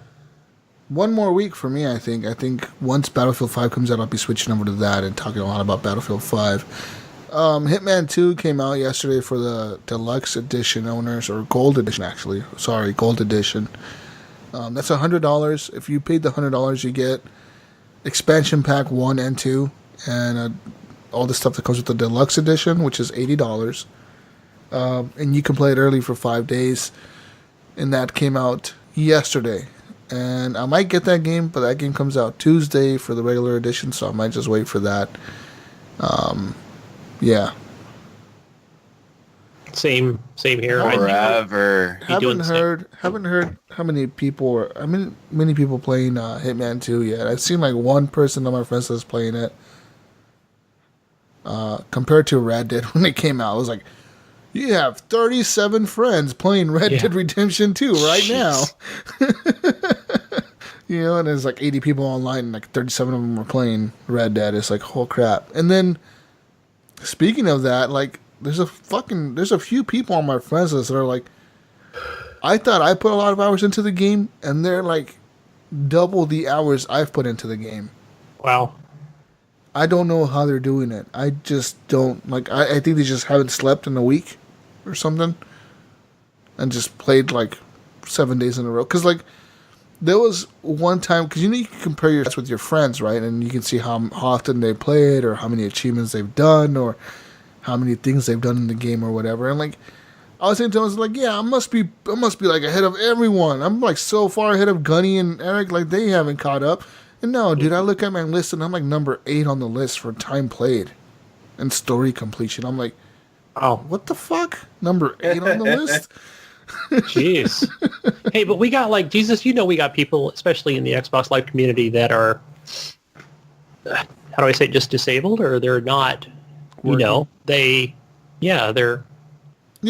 maybe young, and then they just, you know, they're gamers, and, you know, and, they just have a lot of time to put into gaming, so, since they're not really going anywhere, and you're, you know, so.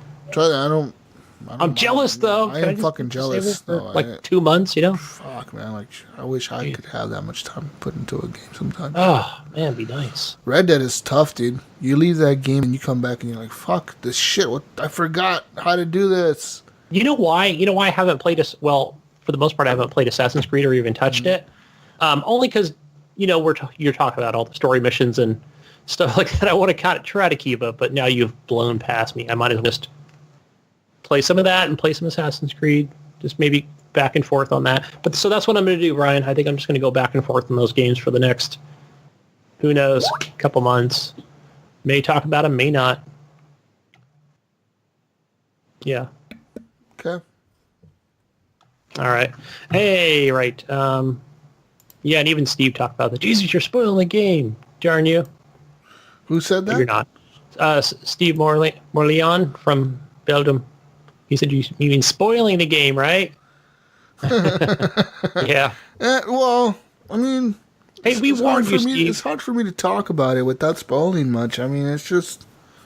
Yeah. It's a tough game. You can't describe it without really spoiling much of it. It's hard to describe it without spoiling much of it. Hey, we're here to talk about our experiences. So. You still got to play it, though. Like, honestly, like, I had a lot of it spoiled for me, like, different things that people were running into and things that people were experiencing. When I ran across those things, I still enjoyed them. Like, no matter what, I was like, this is fucking cool. Like, you know, I may have known this was going to happen, but it's still fucking cool the way it happened. Yeah, sort of like what we were talking about, what me and Steve were talking about, the Facebook group was, you know, you talked about the first week of going to that bar and you and Lenny getting just shit-faced drunk. Lenny! They did a fantastic job at that. I had to look away from the screen for a minute because, man, they did such a fantastic job on how they made you feel like you were intoxicated. And for me and Steve, we made it like over the fence. We got away. Where you got arrested. Yeah, I like made it halfway over the fence and I fell over. Oh man! And see, I thought I was just going to go down and wake up in jail, and then I wake up in a field somewhere. I'm just like, yeah, all right, what a night. Hey, yeah. And then you go back to camp, and Lenny's there though. I think he was there. He was just like, he didn't say anything. He just kind of looks over you and nods, you know, like. Yeah, it was a good night. We woke up in jail, and Lenny paid our bail like $10, and then let us go. See, so he probably paid his own and just kind of made his way home, and it was sort of one of those things not to ever talk about. Lenny, my boy, Lenny. Lenny! Lenny! You see my friend Lenny around here?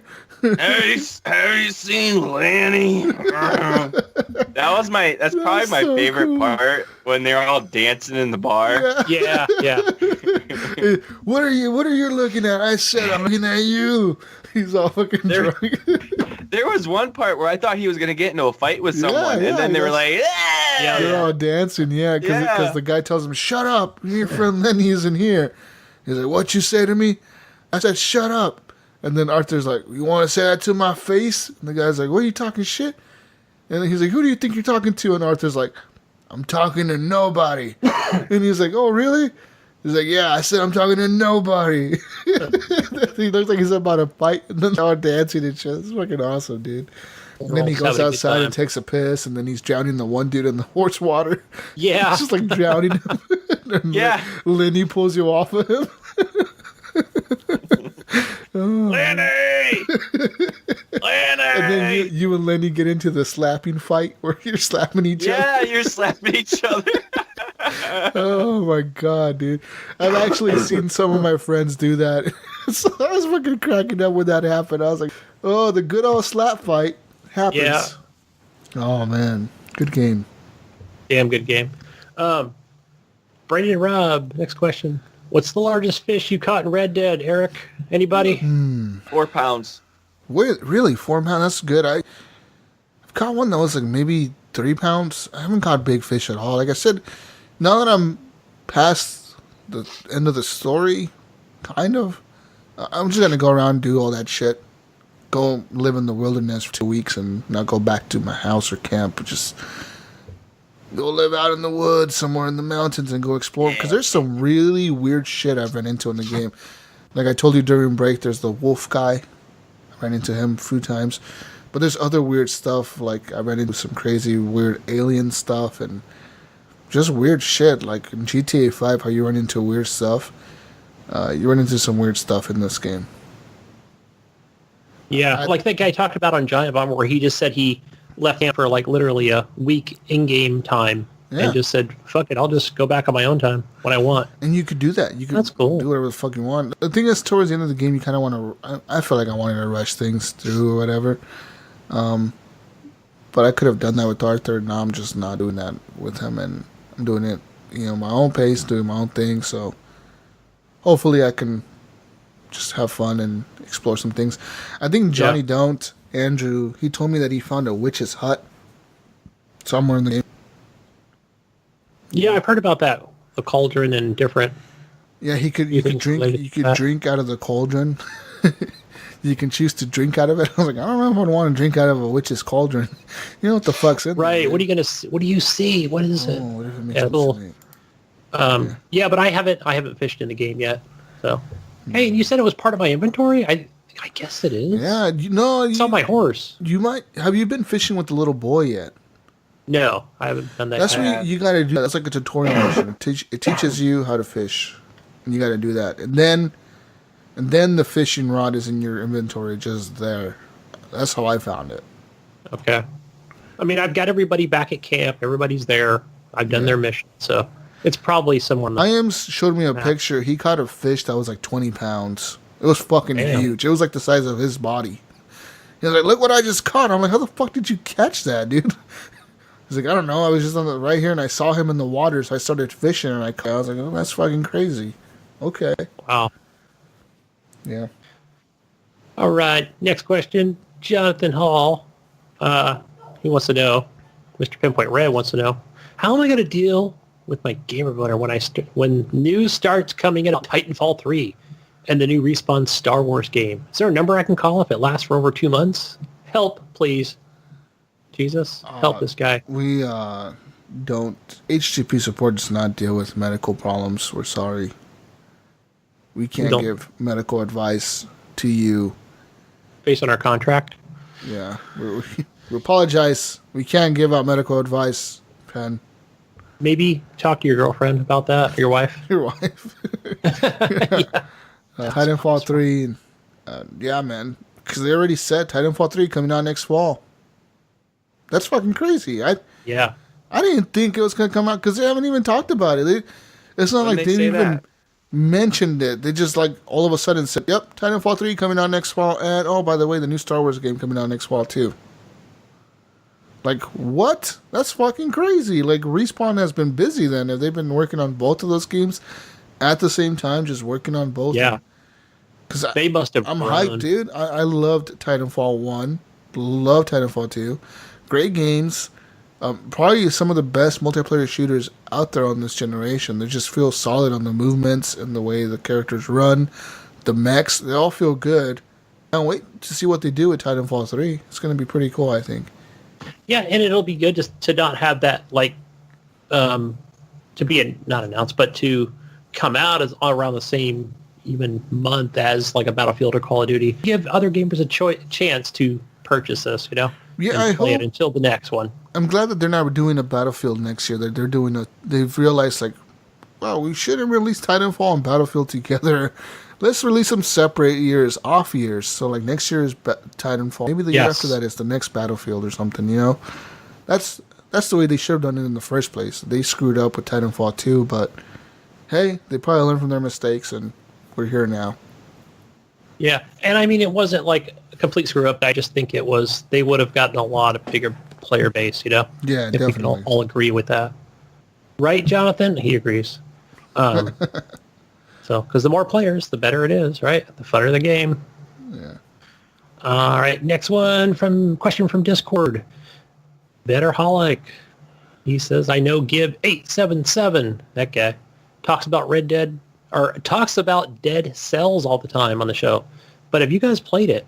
It's a game I didn't think I'd like, but it's awesome and can't stop playing it. No, I haven't played it. I just doesn't interest me, man. I'm sorry. I thought about getting it.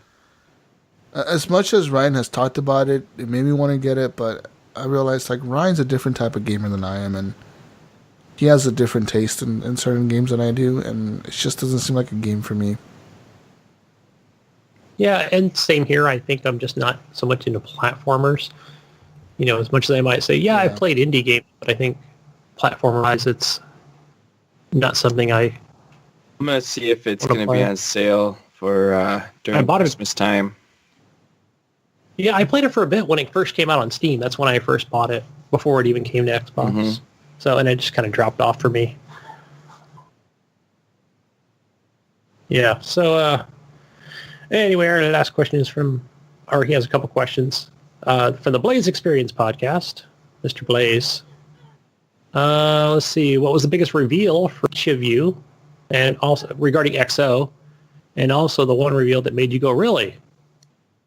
You made me watch that. Anything that you saw on there on that XO event?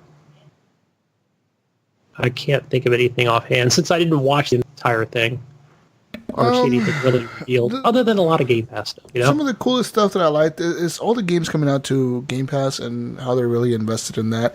And I personally think that it's a good move for PUBG to come to games. As much as I don't play that game anymore, I think lots of new people are going to try it. Let's see what the hype is about. Like, why do so many people like this battle royale or whatever? Like, just try it. You'll like it, I think. Yeah. As far as what made me go, really, you making me watch that, it was those Xbox trailers. And I was like, what the fuck? Why are you showing me a trailer for the Xbox? Yeah. I think they just kind of had that on hand. They have to have it like to bad time to make people. You get that guy across. Get him across the fucking stage. Get him over there, like by those people, by that screen over there. Yeah, he needs to walk over there. Let's buy some time for him. Just filler, I think. Yeah. But like I said, those commercials would be awesome on TV. It's fucking incredible. Yeah. So, I mean, I can't think of anything yet, Blaze, but, maybe go back if I watch it and see what else they had on there. Let's see. Anything else he says? Let's see. What hypothetical news would surprise you the most to find out? No, I can't think of anything there. And our last question is from Medum Send Food on Discord. What is the weirdest thing you've seen in Red Dead? I already told you guys. There's a couple things that I saw. So one of them is the main weirdest one is the wolf guy. He's in the forest in the northwest or northeast part of the map, and I'm just riding my horse through the forest, and all of a sudden I hear howling, like somebody's howling. And like how when like people are talking and you can interact with them, like that white thing kind of pops up on the screen. Yeah, it kind of like showing you. Yeah, it kind of showing you the direction where it's coming from. So I always get near it, and there's a naked guy. He's completely naked, and he's crouching down. Usually in the nighttime, usually foggy outside, and he's howling like a wolf. Maybe it's during like a full moon. I never even noticed that. Maybe it is during a full moon. I don't know. But anyways, he'll be sitting there howling, and as you get close to him, you can like lock onto him, and it'll say stranger on it. And I never had the option to interact with him because I never get close enough to do something. But every time I get close, he'll turn around, he'll look at me, he's naked, and he'll growl at me like a dog or like a wolf. And then he takes off, but he takes off running like in all fours. Like he like runs like Smeagol or something. Like jumps with his back legs and runs on all fours. And he like the wolves that are near him, usually with like a pack of wolves, like 3 or 4 of them, and they'll attack me. So I shoot them because they're running at me and they're trying to kill me. And then I always lose track of him. I can never find him. I can never know where he went. And he's appeared to me like 3 or 4 times in the game already. Like, who the fuck is this wolf guy? Who is he? Is he like some person being raised by wolves in the wilderness? What's going on, guys? I don't know. It's I can't wait to hear somebody who actually like snuck up on him and shot him or something. Maybe. Yeah, or like take him out with a bow and arrow. Maybe I should. You can't interact with him. Maybe I should do next time. That's what I'm gonna try. Let him bite you. See what happens. No. This is what I'm gonna do next time. Is I'm going to pull out my sniper rifle, and when I hear the howling, I'm gonna aim at him from a distance where he doesn't see me, and shoot him in the head. Maybe he'll die, and I'll get to see what the fuck he's all about. I don't know. Maybe that won't work, but I'll try. Another See if you can rob him of whatever is on his. Well, he's naked, so there's probably not much there. Nothing there. Yeah. And then another thing that I want to feel around. Obviously, was the night folk. They're in the swamps. I ran into them once. Never seen them again. I've been trying to look for them too. I haven't found them ever again. But maybe now that I've kind of done, I'm at the end game, I could probably go back and see if I could find them. The night folk are mentioned in the main story mission. Like, there's a dude that lives in the swamp. You go do a few missions with him. And he actually mentions the night folk. He tells you about, like, the gators. He's like, yeah, the gators are not the only thing to worry about around here. We got the night folk. And Arthur's like, what the fuck's the night folk? And he's like, you haven't heard about the night folk? Everyone around here knows about the night folk. You don't mess with them. They come out at night or whatever, and they come get you or whatever. It's like, okay, whatever you say, dude. And then I was in the northeast once again. I was up there because up there is where most of the end of the game takes place. I was up there, and I found this cabin in the middle of the woods. I don't know where the fuck it's at, actually, to be honest with you. I couldn't pinpoint it on the map. But I found this cabin, and this was my moments where I was kicking doors and shooting people and just looting everything. So I go into the cabin. I have my shotgun out. I go in there, and there's nothing but dead bodies in there. Like, skeletons all in there, like just line like on these beds. There's like two rows of beds, and there's like an altar in the middle in front of me at the door. Like the altar's at the end of the hall there, like the end of the walkway, and a big green light started like fucking shining down from the sky. I was like, what the fuck? So I ran outside as fast as I could. I look up, and there's a spaceship there. And it was just floating like a weird looking, like a flying saucer. It was like aiming its little light at the building, and then it took off. As soon as I went outside and I looked up at it, I was able to take a screenshot of it, of me pointing I saw that pistol of screenshot. It. And then it took off, and then I went back into the place, and I started like looting the place, like searching the drawers, and there wasn't much in there. I found like a few gold rings and maybe like some tonics, and then I went to the front. And there was a guy wearing like some robes. He kind of looked like a priest almost. And he was sitting there like on the desk, and it was just a skeleton. And it said like read note. And I read the note that he left, and it was like some weird shit about them being in a cult and going to join. They were going to join some god alien or some shit that was going to make them live 10,000 years, and they're going to return in 10,000 years or something. Oh, probably in reference to that Hale-Bopp comet, Or something. They're like, yeah, we're going to come back in 10,000 years. We got to, like, get ready to join our brothers in space or something like this. And then, oh, hell, this fucking god in space. And then, like, we're going to join him and whatever. He's going to bring us back in 10,000 years. We're going to send our souls to him or something. And then, yeah, sure enough, like, a spaceship showed up when I was there. So I was like, maybe they were right. Maybe they got sucked up into space or something. And I don't know. Oh, what the fuck? Weird shit. Yeah. They live. What's some weird stuff you ran into, Gunny? Well, I wouldn't say weird, but maybe because I didn't know it was an Easter egg at first. When I was doing one of the missions where I had to go photograph those people that were the good gunslingers. And I think there was like that lake that was iced over. And on the ice it had like, I don't know, something like make your dreams live on or something. I mean, it was just weird to me at first. It's like written on the ice? That's weird. Yeah, it was written on the ice. I took a screenshot of it. But then I realized, like, I started thinking, like, oh, it's probably just an Easter egg I just found. But, yeah, I told you about the one that I found last week. That was, like, I was searching through the drawers, and, like, this drawer that I opened up was empty. And there was a last drawer on the top. Because, usually when you open, like, drawers on a dresser, he goes to the bottom one first. Right. And the top one had something written on there that said, there's nothing here. You want more than what you have. Or something like that. And I was like, well, they got a point. I do want more than what I have. Yeah. That's why I'm searching for the drawers, Like, they got a point here. And I take a screenshot of that, too.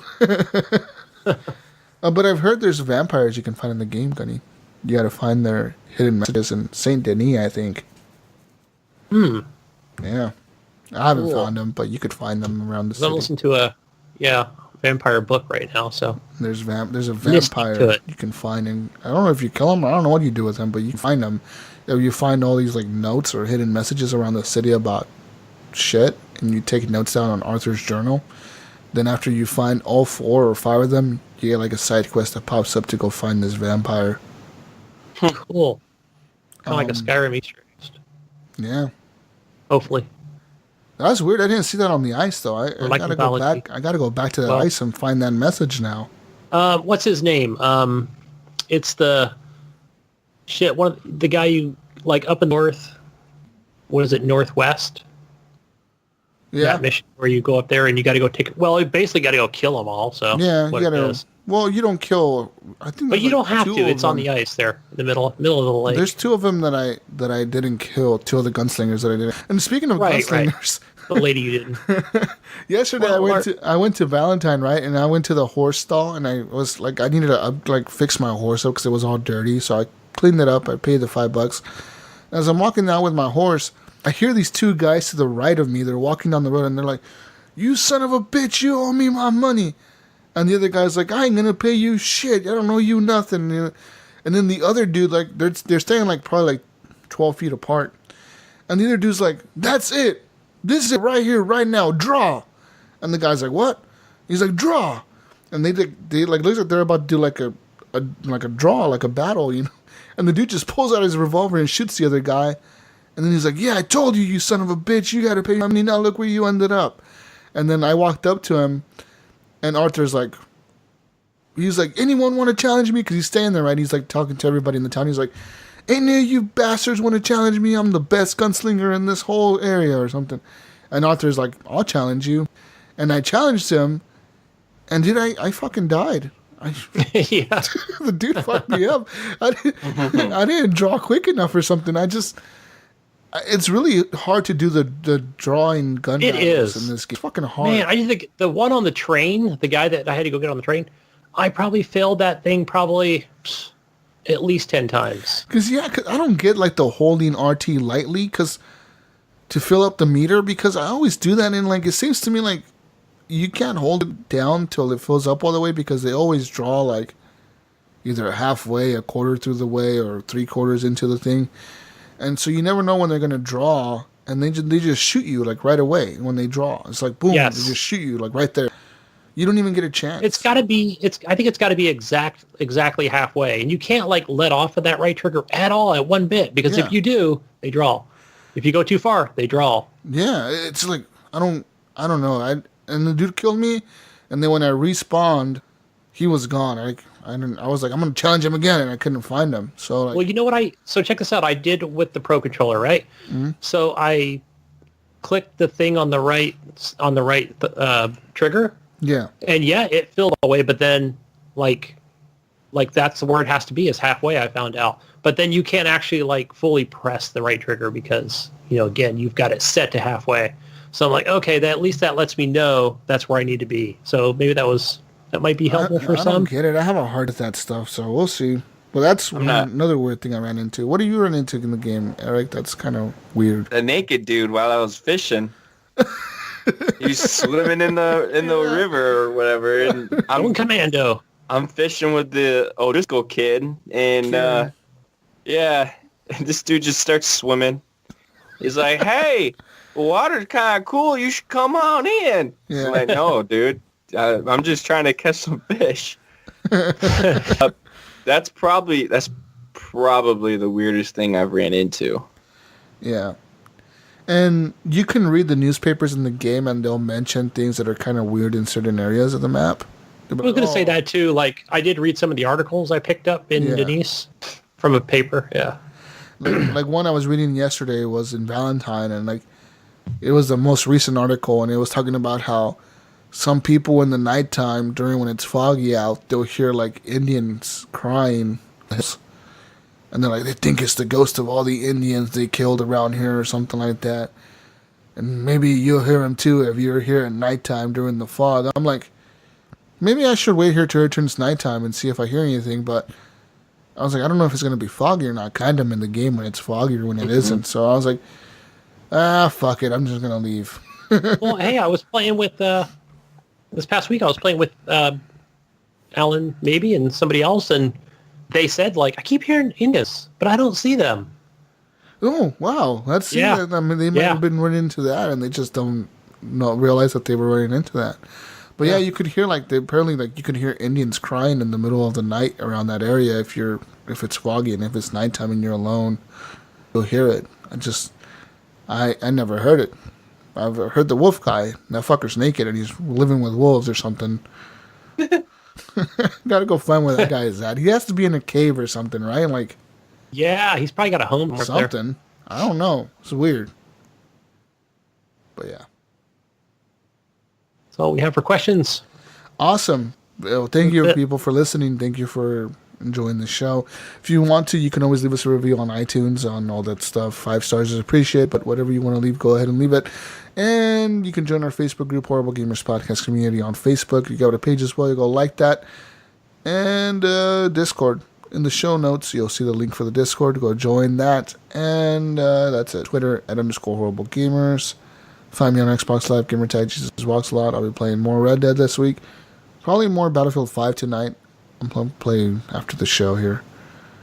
But that's it. What about you, Gunny? Hey, find me on Xbox Live and on Steam, gamertag Gunny Chief, playing some Red Dead Redemption. Probably a few other indie games as well. Kind of break it up a bit. And you, Eric, where can we find you? What are you playing? Xbox. You can find me on Xbox, St. Nicholas, PlayStation, Epic Irk, and Twitter, Epic Irk. Eric, real quick question for you. What? Read that article about Destiny not being as successful as they should have been. What do you think about that? I'm not. It doesn't hurt my feelings. Do you think it's true that they need to charge more for microtransactions? I don't think they should have microtransactions. Apparently they do, and they're going to. But I don't know. We'll see. Tune in next week for that story. Good night, Jesus. What does Jesus say? Peace out, bros. We'll catch you on the next week's edition of the Horrible Gamers Podcast. We love you. Take care. Stay safe out there. We love you all. And yeah, listen to the show 10 times in a row. Why not? Goodbye. We're done. Goodbye.